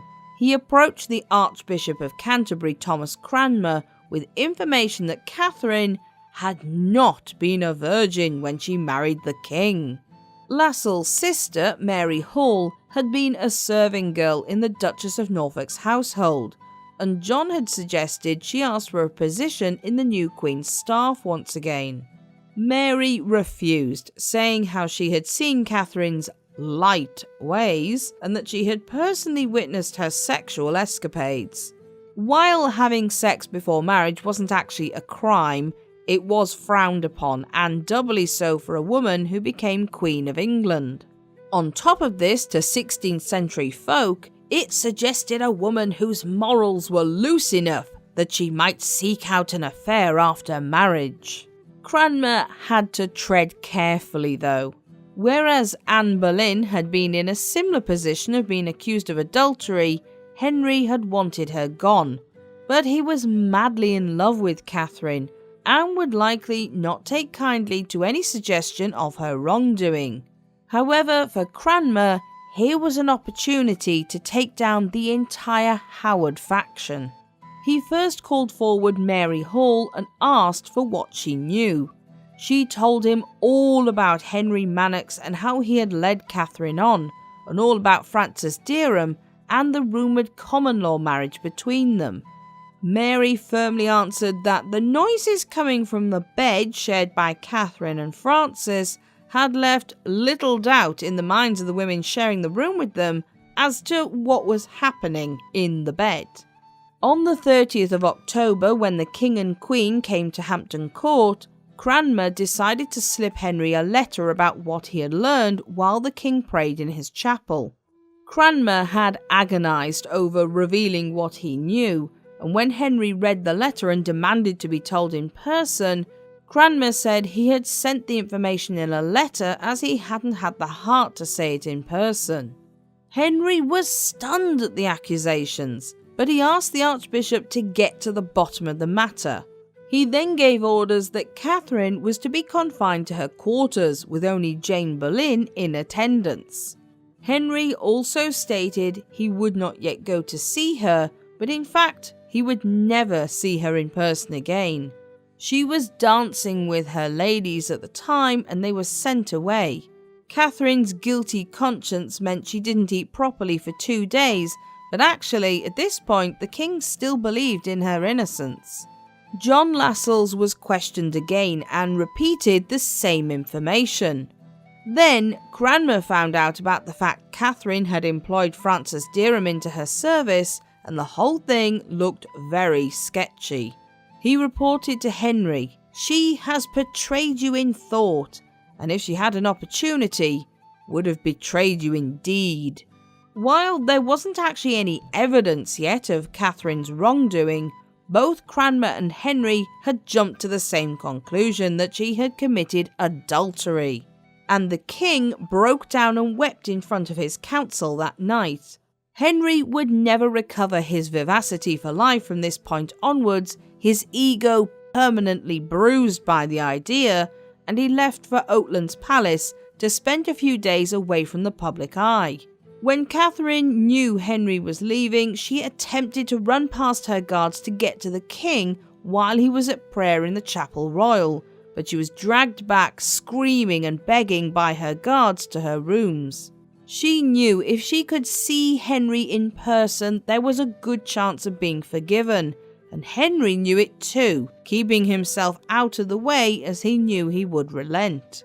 All of her relatives had pretty much washed their hands of her and found excuses to be as far as possible from Catherine, and only her uncle Thomas Howard stayed near her at this time. He was with her when she was told the news and told how she was refusing to eat or drink and that she wept like a madwoman, and also that any implement with which Catherine might hasten her own death had been taken away. She knew what her likely end was, and someone else also suspected she would not end well, Jane Boleyn. As one of Catherine's ladies-in-waiting, she had been aiding the Queen in certain as yet unknown matters, and she knew she was in danger. Her behaviour was said to turn into raving madness. The Duchess of Norfolk started to turn over her properties for any signs of incriminating evidence to prevent her entire family sliding into disrepute, although she took the view that Catherine could hardly be punished for sex before marrying Henry, however distasteful it was to the 16th century public. Cranmer then visited Catherine on the 6th and 7th of November to question her, attempting to calm her frenzied panic with a paternal and firm manner, although initially he also intended to frighten her into giving a confession by stressing the importance of the law in this matter. As it turned out, it was impossible to get a rational conversation out of the poor frightened girl, and instead Cranmer handed her a letter from Henry, promising mercy if she answered all questions truthfully. It was a promise which would later be broken. Catherine confessed that there had been a relationship between herself and Francis, but that there had been no common law contract of some kind between them. But as Cranmer was leaving on the first night, Catherine called him back, saying she wished to change her statement, instead insisting that Francis had in fact raped her. Cranmer thought she was lying by her sudden change in statement after being left to think about it for a while, and it made him suspicious of what else Catherine might be lying about. But most importantly, Catherine denying any contract between herself and Francis meant instead of simply having her marriage annulled and being banned from court, she was making it a lot more complicated. She also replied that the only contact she had with Francis after leaving for court and prior to him entering her household was when he had written to inquire about the rumours of her marriage to Thomas Culpeper. This was a huge mistake, because now Culpeper entered the equation. Culpeper was arrested, the evidence was sent to Henry, including the additional part that Francis had raped Catherine, and some members of the council helped Catherine draft a plea to send to the king. Cranmer also personally informed the king that, in his opinion, there had in fact been a pre-contract between Catherine and Francis. Henry was cheered by this news. His wife hadn't in fact been unfaithful, and although it was possible the marriage would have to be annulled, at least he wouldn't have to execute another one, right? Cranmer needed more time to find evidence of Catherine's adultery, and he knew that the chances of Henry making things up with Catherine were high if he met up with her again. So it was suggested she be sent to Sion Abbey away from Hampton Court, and the king agreed. Jane Boleyn, however, was sent to the Tower to await questioning. Henry offered up all the evidence so far to Parliament, hoping to enact their disgust and also leaving out any information about a possible pre-contract, appearing to want a divorce. All parties involved were arrested and questioned as well, starting with Manox, who admitted to attempting to seduce Catherine, but getting nowhere with her. Having committed no crime, he was released by the council. Catherine Tilney, a chamberer of Catherine's, was questioned next. Tilney remembered having gone upstairs with her lady to Jane Boleyn's quarters, but then that she had waited outside with Boleyn's own maid and that the Queen had remained in there for several hours late into the night, on more than one occasion. Tilney was certain Catherine had been meeting with someone in Boleyn's rooms, but she did not know who. She also reported having to pass strange messages to Jane. Another of Catherine's staff, Margaret Morton, claimed that the Queen had grown angry with herself and another attendant at Pontefract Castle, refusing them entry to her bedroom. Margaret felt it was to keep them out for some sinister reason. And both women also testified that Jane had taken letters between Catherine and an unknown party, who at this point was supposed to be Francis. But it began to dawn on the council that Culpeper might actually be the object of Catherine's affections, and Morton confirmed this when she said she had caught the Queen lovingly looking out of a window at him. Which, to be fair, has to be the world's flimsiest evidence, even if it was true. It did also turn out, however, that the Queen and Culpeper had once been left alone in her room for 5 or 6 hours, and that Morton was sure they had had sex. The council searched through Culpeper's belongings and turned up a love letter from Catherine to him, saying how much she missed not being with him at times, and ending the letter, "Yours as long as life endures." It was pretty damning evidence. Jane Boleyn was finally questioned next. Knowing the penalty for helping a queen to commit adultery and fearing for her life, she admitted to suspecting Catherine of having slept with Thomas Culpeper. She stated that from all the noises she had heard them making together when meeting in her chambers, it could be little else. Jane herself had stood guard and one night had to tell Culpeper to flee quickly, for Henry had unexpectedly come to see his wife. Jane was sent back to the Tower after her testimony and finally sank into deep and not unexpected madness. Culpeper was next. Seeing little point in lying now, he admitted that he had indeed pursued his cousin Catherine, but that at first she had rebuffed him. In the spring of 1541, when the king had been depressed and left Catherine to her own devices, she had finally allowed Culpeper's advances. Culpeper stated that before long Catherine was dying of love for him and had called him her sweet little fool. Both of them knew it was a dangerous game they were playing, and Catherine had often fretted over being discovered. He also confirmed what Jane had said, that he had met Catherine in secret in Jane's rooms and that Jane had kept watch for them. However, despite what everyone suspected, Culpeper denied he and Catherine had actually had sex, saying that although he had wanted to seduce the Queen, she had refused him this final act. Whether this was true or merely a final act of gallantry on Culpeper's side, we will never really know. Cranmer and other council members again went to visit Catherine, hoping to bully or coerce a confession of adultery out of her, despite Culpeper denying they had laid together. But even under the most strenuous questioning, Catherine still vehemently held to her story, repeating that despite her feelings for Culpeper, she had not slept with him. Again, maybe this was true, but weighing it up with the rest of the evidence, Catherine was probably lying to try and save herself and Culpeper, which, to be fair, no one could blame her for. Stripped of all jewels and finery before going to Sion Abbey, she was also forced to hand over a ring Henry had given her that had once graced the finger of Anne of Cleves. It was a physical symbol of her queenship being removed. Culpeper and Derham were both found guilty of high treason, and on the 10th of December 1541 at Tyburn, Culpeper was beheaded and Derham faced the grisly end of being hanged, drawn and quartered. Their heads were put upon pikes along London Bridge.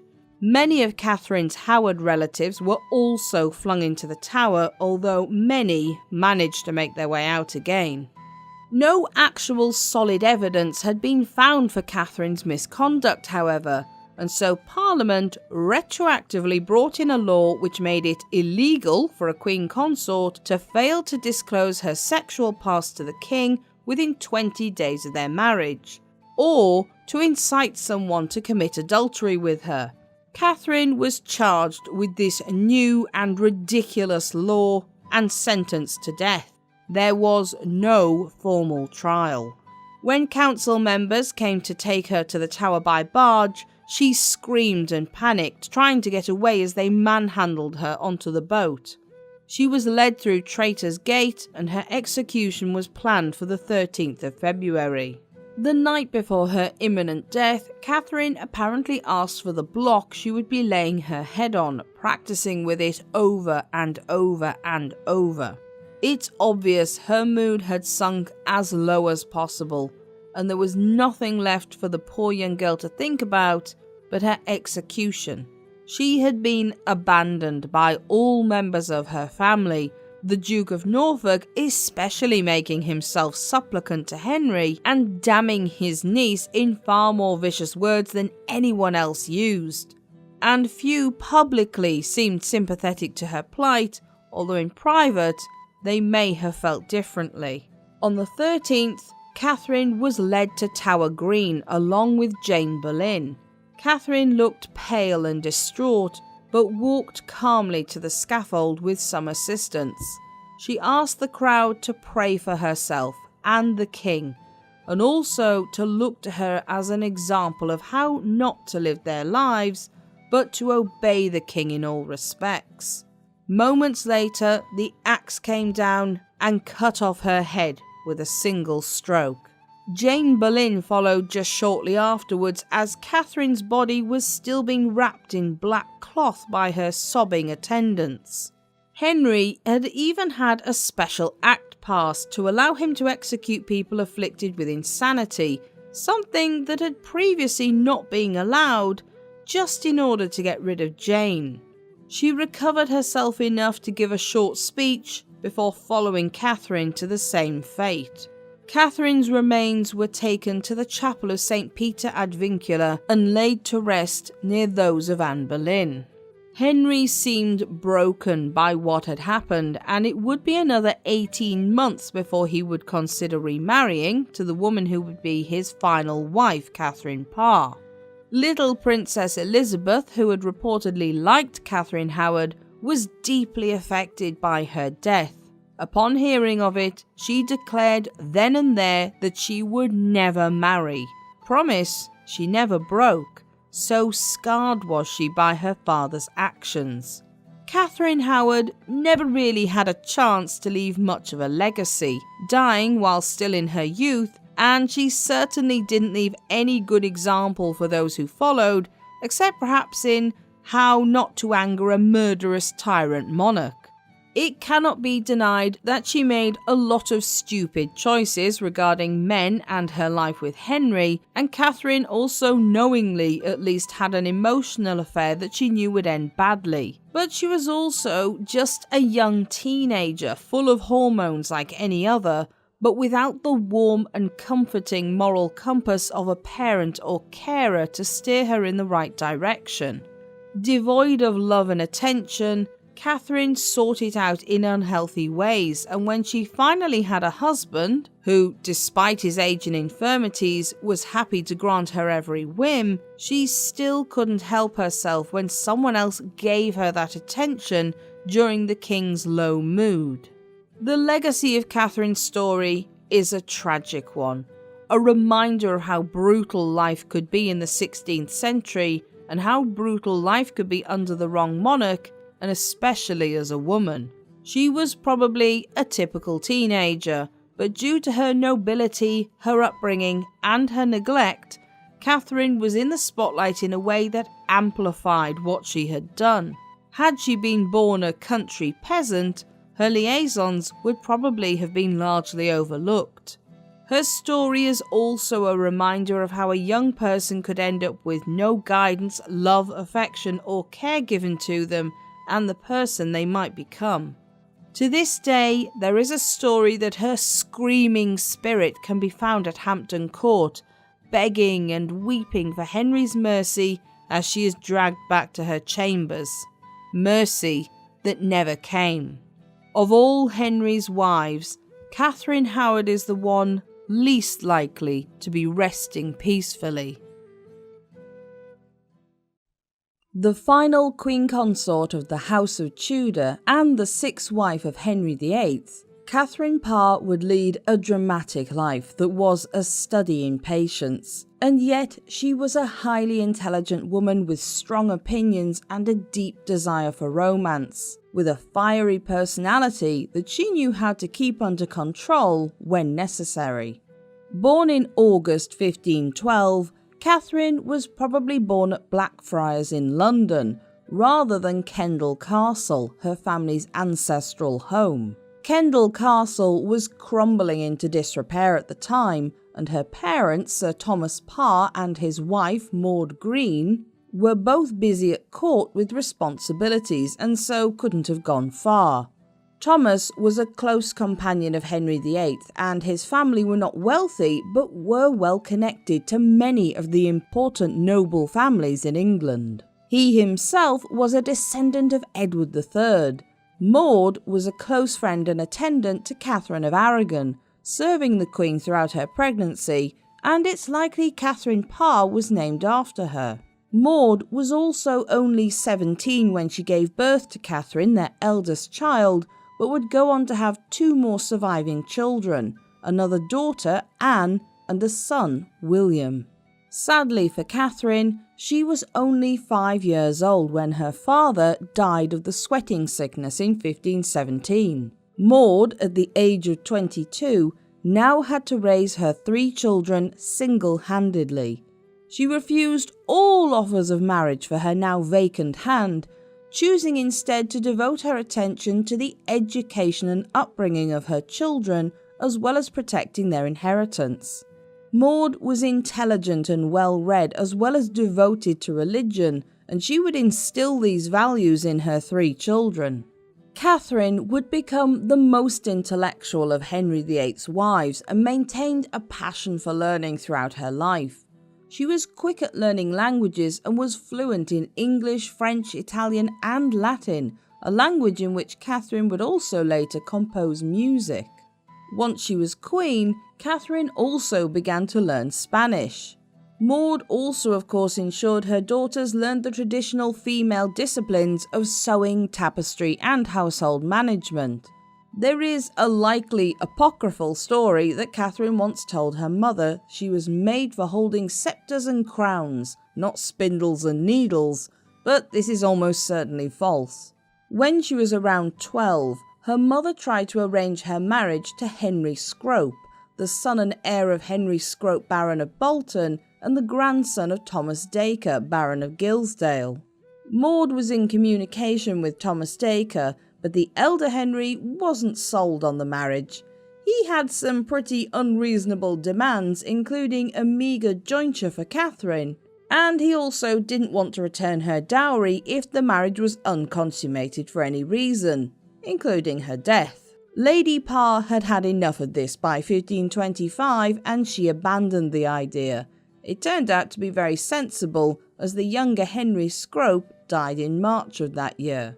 With her good looks as well as her illustrious family, Catherine was not short of suitors. Maud opted for a young man named Edward Borough, who was the son of Sir Thomas Borough, 1st Baron Borough, and the grandson of Edward Borough, 2nd Baron Borough, who was confirmed insane.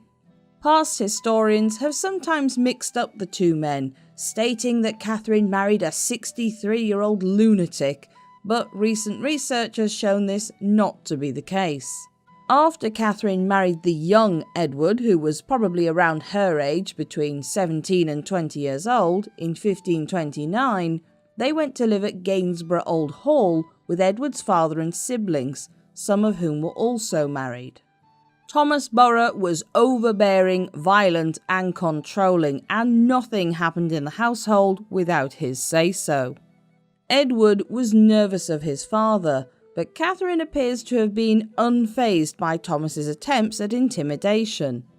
She wrote often to her mother for advice, and it appears Maud encouraged the young couple to move out to their own household. The couple eventually moved away in October 1530 to one of Thomas's more modest properties at Kirkton in Lindsey. In December 1531, Catherine lost one of the most important people in her life, as her mother Maud died at the age of 39, probably from sickness. She deeply mourned her mother's passing, but there was more to come. Edward was also in frail health, although we know very little about him. And despite him being well enough to take over some aspects of his father's responsibilities, he had died by October 1533. Catherine was given a small income off a few properties as her dowry was returned to her, and she had no further ties to the Borough family. Now a young widow, she may have gone to stay with Dowager Lady Strickland, Catherine Neville, who was the widow of Catherine's cousin, Sir Walter Strickland, at Westmoreland. It's possible this is where she met John Neville, 3rd Baron Latimer, who was both a second cousin of her father and a kinsman of Lady Strickland. John was much older than Catherine at about 40 years old, but this wasn't unusual at the time, and he had already been twice widowed.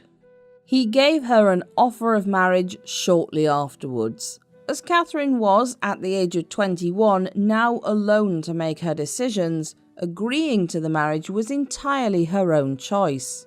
They were married in the summer of 1534, and they went to live in John's family estate of Snape Castle in North Yorkshire. John was a good catch. He was descended from the powerful Neville family, had a peerage and title, influence in the north of England, and a comfortable estate for Catherine to make her home. Catherine settled into married life, taking over the running of her new household and occasionally travelling with John to London for when he needed to appear at court. The marriage seems to have been content, and not much happened for a few years of any interest, although the couple also didn't have any living children. Whether Catherine fell pregnant or not and perhaps lost any children to miscarriage or stillbirth is not recorded. But in 1536, the Pilgrimage of Grace gripped the north of England. A revolt against the king's policies on the Reformation and the dissolution of the monasteries, and she and her husband would be swept up into it. In January 1537, rebels attacked Snape Castle, and Catherine and her two stepchildren, John and Margaret, were held hostage. Neville was sent a message that if he didn't return home immediately, his wife and children would be killed. He returned from London and managed to talk the rebels down. But both Henry VIII and Thomas Cromwell heard conflicting reports as to whether Neville was against or for the rebellion, and he was pressed to speak out against Robert Aske, one of the leaders of the revolt. He complied, and although he was viewed with suspicion, was forgiven by Henry. It's also possible Catherine's brother William and her uncle, William Parr, Baron of Houghton, who both fought against the rebels, interceded for Neville. It may have been at this point Catherine became more interested in Protestantism. Her husband came from a deeply Catholic family, and he had been against both Henry leaving Catherine of Aragon and the break from Rome. But she sympathised with the rebellion in private, although she would publicly maintain a different view. It makes sense that the logical Catherine would prefer the simplicity of the reformist faith over the mysterious secrets of Catholicism. During the later 1530s, the couple spent most of their time in London as Neville attended Parliament. Catherine was able to visit her siblings as well as enjoy the finer pleasures of the English court with its latest fashions and styles. It was also here that Catherine would meet her future fourth husband, Thomas Seymour. At this point, Catherine maintained nothing more than a pleasant acquaintance with Seymour. She also, in 1540, successfully petitioned Henry to release her cousin Sir George Throckmorton from the Tower. Henry granted the request, but he didn't really look any further at Catherine at this time because he was besotted with Catherine Howard. But by the winter of 1542, John Neville's health had deteriorated. Henry, since becoming a self-imposed widower with the execution of Catherine Howard in February 1542, had finally taken notice of Catherine for Mrs. Tudor No. 6. She nursed John throughout his illness, and it appears she was a devoted wife who was truly fond of her husband. On the 16th of February the following year, Henry sent Catherine an expensive gift of pleats and sleeves, as well as ordering some Italian-style gowns for her. To say it was bad taste to send gifts to a married woman with a dying husband was an understatement, and while she didn't dare to reject them, Catherine felt highly uncomfortable at receiving them. On the 2nd of March 1543, John Neville died, leaving his 31-year-old wife a large fortune to keep her, as well as making her guardian of his daughter Margaret and providing for her dowry and future upkeep if she didn't marry. In short, Catherine was now an attractive young widow. Henry kept some distance at first out of respect for Catherine's mourning period, but it seems she remained at court after John's death for a different person, Thomas Seymour. He was only a few years older than she was, very handsome and very ambitious. In Catherine, he saw a way to increase his wealth, and he understood how to pull at her heartstrings. The pair was soon discussing marriage, and this may have happened had other events not got in the way. Catherine's brother, William, had found out his wife, Anne Bourchier, had been having an affair. Not only was he pressing Parliament for a divorce, but also for the highest penalty possible for Anne, execution.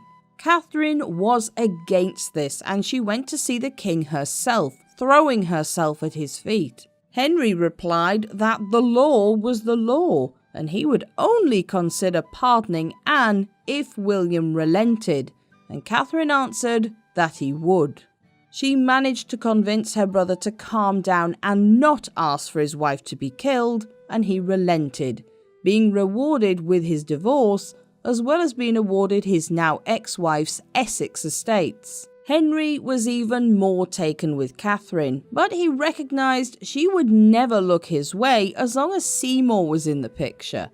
Catherine was respectful and friendly with the king when in his presence, but her heart belonged to Thomas Seymour, ignorant of his own heartless designs on her. On top of this, Henry was already jealous of Seymour, who was a reminder of all the king had been in his youth. He sent Seymour on a permanent embassy to the court of the Regent of the Netherlands in Brussels, and then presented himself as a prospective husband for Catherine.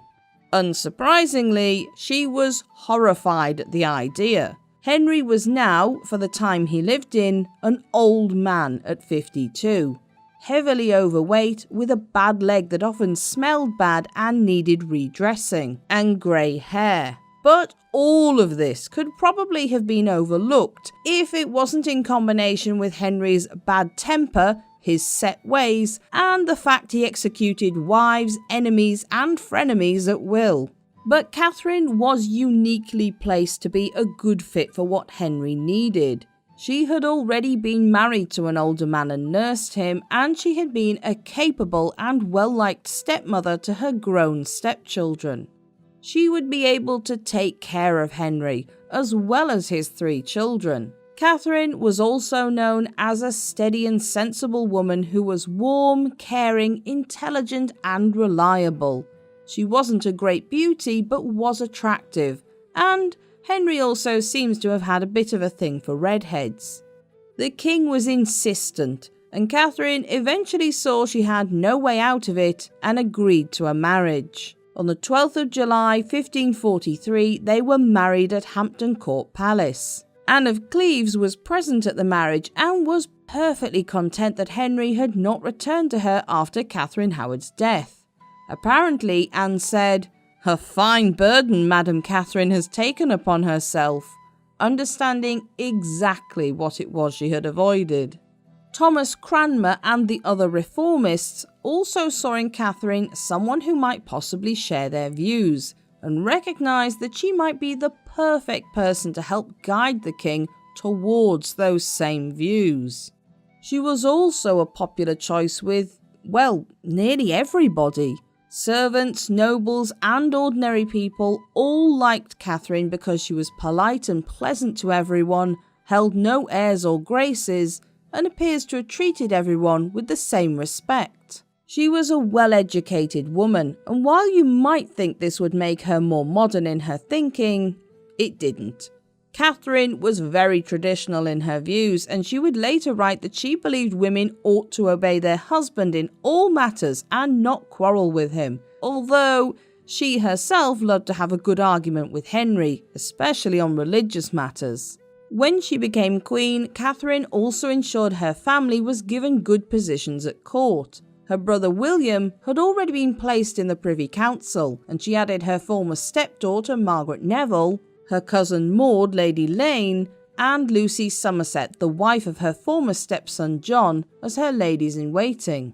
She also immediately began a good relationship with the princesses Mary and Elizabeth, as well as with Edward. Although Edward had his own household, he had never known a mother's love, and it's likely that the kind and warm Catherine fulfilled some of this need for him. Likewise for Elizabeth, who was a precocious child who impressed Catherine with being fluent in several languages and speaking well. Mary and Catherine found many interests they shared as they were close in age, and Catherine did everything she could to ease Mary's return to court by according her the respect due to her station. This also helped Henry become reacquainted with his daughters. Although the process of repairing a relationship with Mary had begun with Jane Seymour, and Mary could likely remember a distant time where Henry acted like more of a father, Elizabeth did not have this. The king had always been uncomfortable around Elizabeth as a reminder of Anne Boleyn, but Catherine's warmth towards his second daughter began to rub off on him. It was in fact Catherine who would be responsible for reconciling Henry to his daughters and ensuring they were restored to the succession after their brother in February 1544. Catherine would also become the first queen to publish not one, not two, but 3 books, as well as a 4th publication made up of prayers and scriptures she wrote in her own hand. Her first, Psalms or Prayers Taken Out of Holy Scriptures, an anonymous translation of a Latin work by Bishop John Fisher, was printed on the 25th of April 1544. Fisher had been executed in 1535 for refusing to bow to Henry's change in religion and take the oath of supremacy, and his name was not mentioned anywhere. But Catherine's version came out just as Henry was preparing for war against Scotland and France, as news of the renewal of their Auld alliance reached him, and it read as wartime propaganda to encourage people to pray for their king to win his war. One of her psalms, a prayer for the king, would later be put into the Book of Common Prayer by Elizabeth when she was queen, and remains in it today. In July of that year, Henry went on what would be his final campaign to France. From that point until September, Catherine was left as regent to rule on behalf of Henry, proof of his trust in his wife. She held a good control over the country, as her regency council was made up of Thomas Cranmer, her uncle William Parr, and Edward Seymour, all sympathetic to her views. She also wrote many letters to the king at this time, and they show a warmth and gentleness that shows an affection was growing between them. She provided all the finances and supplies for Henry's campaign, as well as maintaining contact with noblemen in the north, keeping an eye on the situation with Scotland, and signing at least 5 royal proclamations in her own hand. It's highly likely the confident and dignified way in which Catherine conducted herself had a great effect on the young Princess Elizabeth, who looked up to her stepmother. The relationship between them is shown in a book Elizabeth presented Catherine with at the New Year's celebrations at the end of 1544. A translation she had done herself of Le Miroir de l'âme pécheresse, or The Mirror of the Sinful Soul, by Margaret of Navarre. What was very sweet was that Elizabeth begged that no one else be allowed to see the book except Catherine, as she thought it was, in true anxious preteen style, all imperfect and incorrect, and in many places rude, meaning rubbish in the Tudor era. Her dedication, the first thing Catherine would have seen, was from her humble daughter Elizabeth. That Elizabeth had at the age of 11 undertaken such a difficult task to please her stepmother says a lot about their relationship. And Catherine's second book was a bestseller. Prayers or Meditations was published around June 1545, and the Queen had several deluxe copies made to be handed out at court as gifts. It was widely popular, and both Oxford and Cambridge universities wanted Catherine to become a patroness off the back of it. Catherine's book was a shining example of how women's learning was in a period of exciting change, when previously only the most wealthy and noble women would even have a chance of some education. Catherine of Aragon had begun this with encouraging education for Princess Mary, but now even male scholars wanted the patronage of the Queen, and it became highly fashionable to give many daughters an education. The Queen's circle became a centre of feminine learning, and many noble women fought for a place in her household. Catherine also put Matthew Parker, a man who had once been chaplain to Anne Boleyn, in charge of ensuring the children of tenants and tenant farmers on her lands were also given at least a basic education for their age. It was not a cheap thing to do, but the Queen took the funds for this entirely out of her own privy purse. It's obvious this was an extremely important thing for her, and she never turned away a poor scholar who came to her court. However, in February 1546, Henry was told that a Protestant named Anne Askew, who was currently locked in the Tower for being a heretic, had implicated the Queen in a confession. As it turned out, she actually hadn't said anything about Catherine at all, but it signalled that those who wanted a more Catholic-minded consort for their king were after the Queen.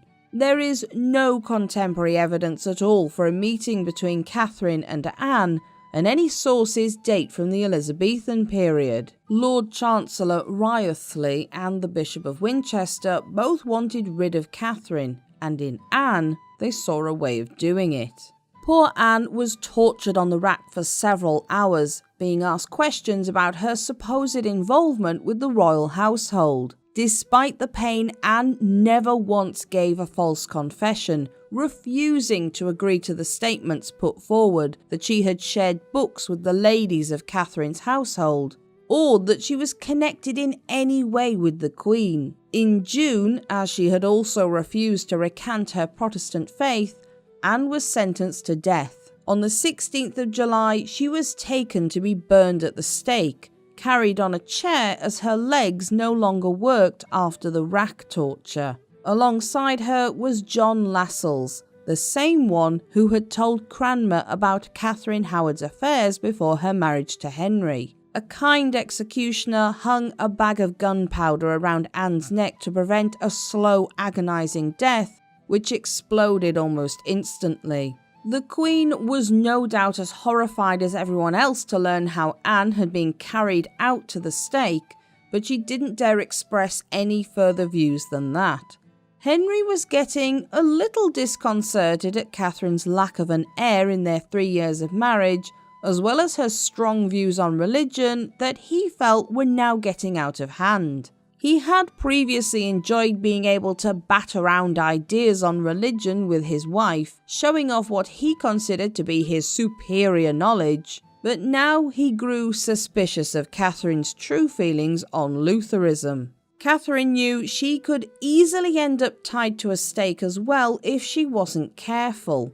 After arguing one night with the king to his annoyance, it was overheard by Bishop Gardiner, who used the opportunity to convince the irritated Henry that Catherine should be investigated. She was now in real danger. 3 of her favourite ladies-in-waiting were arrested and their apartments searched. A warrant was drawn up for Catherine's own arrest on the basis of anything suspicious being found, which Henry signed, and it was given to a member of the Privy Council. Luck was smiling on Catherine that day as it was accidentally dropped and subsequently found by one of her loyal attendants who brought it straight to her. When Catherine read the warrant, her reaction was understandable. She broke down into hysterical tears, shaking uncontrollably and shutting herself in her room. The sounds reached the king's apartments and he sent his physician, Dr. Wendy, to see to the Queen. When Dr. Wendy saw Catherine's agitated state, he understood at once what it was in relation to, and he sent all other servants and doctors away. Henry had confided in him about what was happening with Catherine, and Wendy advised the Queen about Gardiner and Wriothesley being out to get her, and encouraged her to placate Henry by ceasing arguments with him. It didn't calm her, and eventually Henry himself went to see her. It's not surprising the reaction Catherine had. Henry had proven more than once he was willing to kill wives off to be rid of troublesome ones, and a charge of heresy carried a far more painful and horrific death than a simple beheading. Henry came to see Catherine himself, and he was so convinced of her grief and tears at displeasing him that he softened, speaking kindly to her and calming her down. When Henry left, Catherine had determined she would never again argue about religion, and she ordered her ladies-in-waiting to rid themselves of any forbidden books in their possession. When pushed by Henry in front of others to give her opinion on religious matters that evening, Catherine replied that it was not her place to argue with Henry's knowledge of it, and insisted she had only debated about it to take his mind off his bad leg. It worked, and Henry replied, "Is it so, sweetheart? Then we are perfect friends." Catherine's relief must have been overpowering. Henry had of course guessed what Wriothesley and Gardiner were up to, and Catherine's loyal servant had also been careful to put the lost warrant back where she found it, which meant Wriothesley was preparing to use it. The next day, the king made sure Catherine was out with him in the palace gardens, when the Lord Chancellor marched across with 40 guards at his back. Henry took him a little distance away before shouting he was a knave and a fool. Catherine maintained her innocence at the situation as the Lord Chancellor retreated quickly with his men, despite knowing the real reason for what had happened.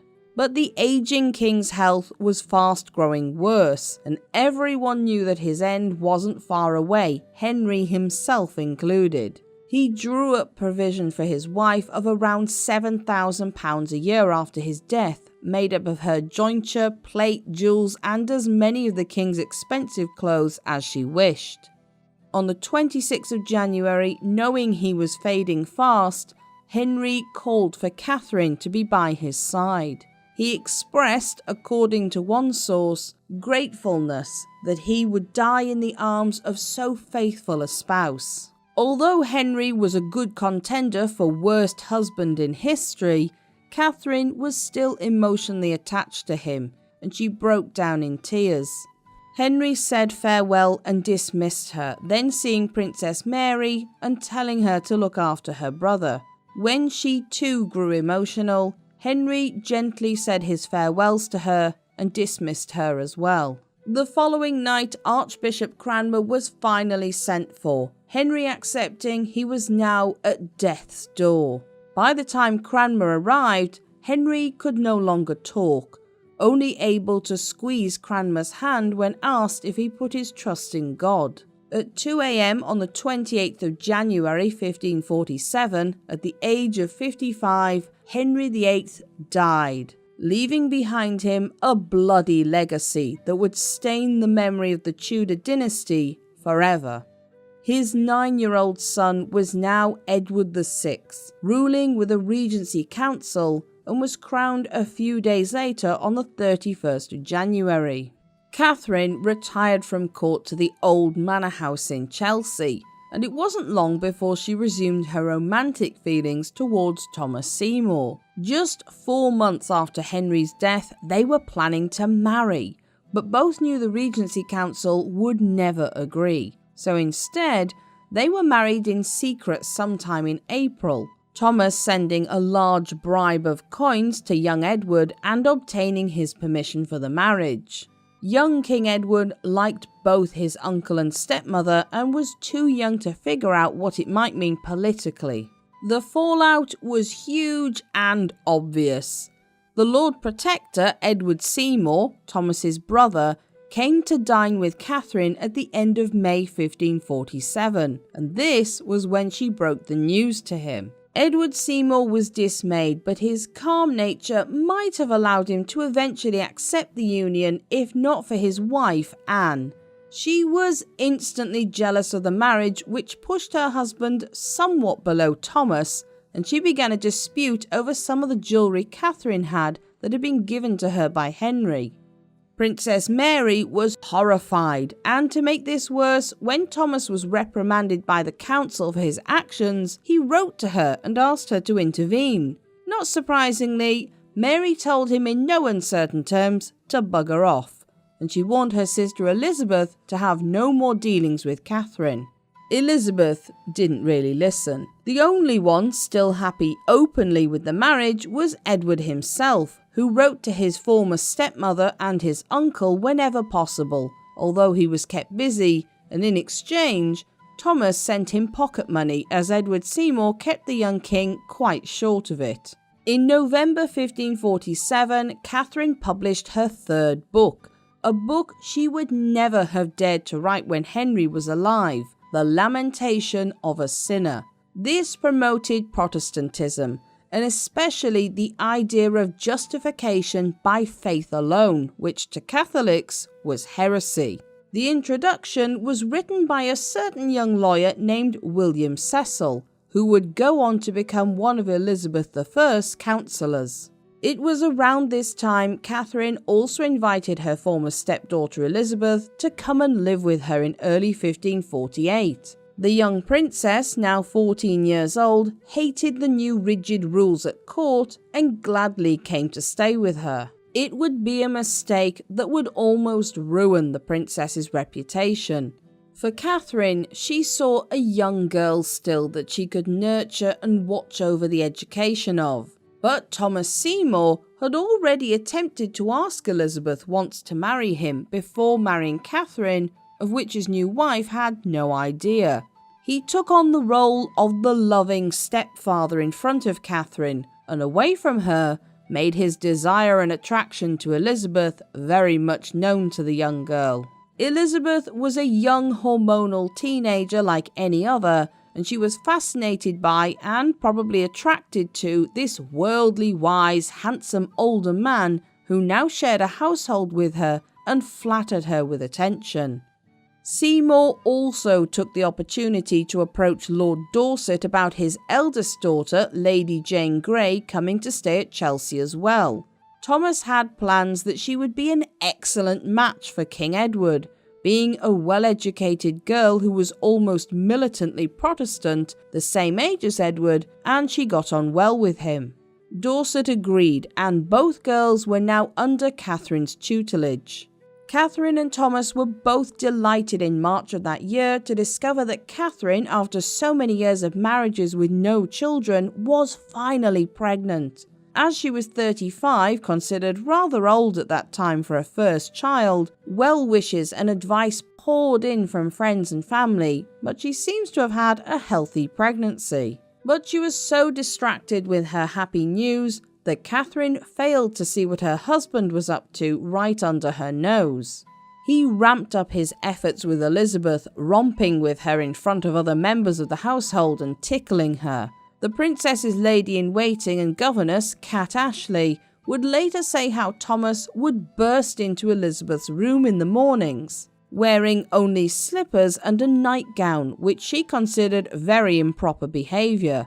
But what made this even worse was that he would only stay if Elizabeth was still in bed. If she was up and dressed, he would leave. Thomas openly told Catherine all of this, presenting it as innocent fun. Still seeing Elizabeth as a child and suitably gaslit by her manipulative husband, Catherine saw nothing wrong with what was happening, and at times even joined in tickling or wrestling with Elizabeth.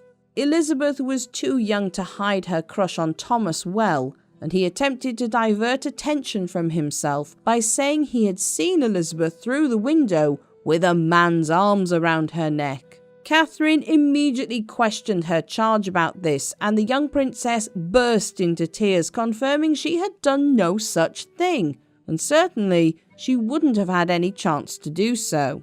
It set Catherine thinking, and she realised Thomas would only lie about such a thing if he was protecting himself in some way. Everything dawned on her, and knowing she had to take better care of her ward, confided in Cat Ashley and asked her to keep watch between Elizabeth and Thomas. Catherine must have been heartbroken. Whatever truth the rest of the world knew about Thomas, she had loved her husband, and regardless of his success, he had intended to cheat on her with Elizabeth. At some point in April, Catherine realised both her husband and the princess were missing, and she went looking for them through the manor. She came across Elizabeth in Thomas's arms, and the way they both jumped apart when she entered the room told her everything she needed to know about what might have happened. It was arranged for Elizabeth to leave in May for Sir Anthony Denny's household at Cheshunt, and it was the last time she would see her former stepmother in person. However, after leaving, Elizabeth wrote a remorseful letter to Catherine, and as a true mother who will always forgive her child, Catherine continued to correspond warmly with the young princess until her death. And sadly, this wouldn't be far away. After Elizabeth's departure, it appears both Catherine and Thomas did make efforts to repair their marriage, helped by the shared anticipation of their coming child. In July, probably to put some distance between herself and bad memories at Chelsea, Catherine moved to Sudley Castle in Gloucestershire with Lady Jane Grey while Thomas attended court. She had a happy summer, her husband doting on her and lavishing her with every need, and noble and royal visitors poured in to see the Queen Dowager. Towards the end of August, Catherine went into her confinement, and she gave birth on the 30th of August to a healthy baby girl, who she named Mary in honour of Princess Mary. Although, like most men at the time, Thomas was at first disappointed to not have a son, he soon fell in love with his new daughter, and was bursting with pride to give his brother news about his new child by courier. Catherine was weak after the birth, but the doctors around her thought she would be fine. She wouldn't. Within hours, she fell sick with postpartum fever and fell into a delirium that lasted a week. Half lucid, Catherine often fell in and out of the memories of what had happened at Chelsea that still haunted her, believing Thomas to still be holding Elizabeth in his arms. Some of her ladies withdrew when they realised what Catherine's state of mind was, and Thomas would lay on the bed beside his wife and pull her into his embrace to try and calm her.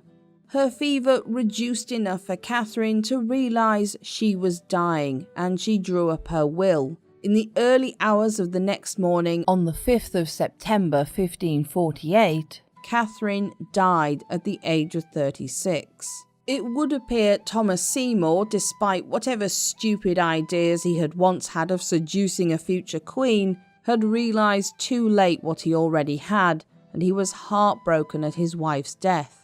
An elaborate funeral was arranged for the next day, and she was buried in St Mary's Chapel on the grounds of Sudley Castle. Her funeral was the first one to be a Protestant ceremony held entirely in English, and Lady Jane Grey acted as chief mourner. Thomas would remain in mourning for months, and he would hear no ill words spoken about his late wife. He eventually returned to public view in January 1549 after months of arguing with his brother over underhanded dealings he had made, and attempted to break into the king's apartments on the 16th, possibly with the view to kidnapping him. His trial led to the events with Elizabeth coming out alongside other matters, and he was found guilty of treason, leading to him being executed on the 20th of March 1549. His baby daughter was sent to live with Catherine's friend, Catherine Brandon, Duchess of Suffolk. It appears the Duchess was rather dismayed with the imposition of a small child she didn't want, and Mary was somewhat neglected, especially as Brandon now had to pay for her out of her own pocket, which was expensive as Mary was a queen's daughter and had to be kept as such. This was lightened later on when in March 1550 the attainder on her father was removed from the child, although her father's properties remained with the crown. There is no more mention in the historical record of little Mary after her second birthday, and it appears she probably died around this time, having lived her short life without a mother or father's love and as a burden on an unwilling party. Catherine had an elaborate and beautiful tomb raised by Thomas, but during the English Civil War it was ransacked and destroyed. Her tomb would again be opened by disrespectful and curious gentry in 1782, 1783, 1784, 1786, and in 1792, when vandals broke in, desecrated the coffin, and tossed the Queen Dowager's corpse into a rubbish heap.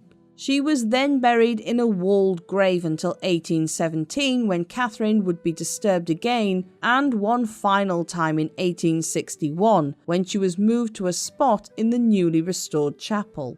Catherine left an amazing legacy. Henry's other queen consorts left us their stories through the mouths of others, and 3 of them left heirs to continue on the Tudor dynasty. The Tudors would shape England through many tumultuous years in their own images, but one thing that would remain, that Catherine would have agreed with, was the prominence of Protestantism in England for many centuries. Her books continued to be printed over the years, and her prayers were included in the Common Book of Prayer, still to be used today. Catherine was a highly educated woman, a kind and charming queen who knew the power of words, and a loving stepmother, but her weakness lay in believing the best of others and blinding herself to the truth of what someone might do. But she lived a life that would be most acceptable to her contemporaries.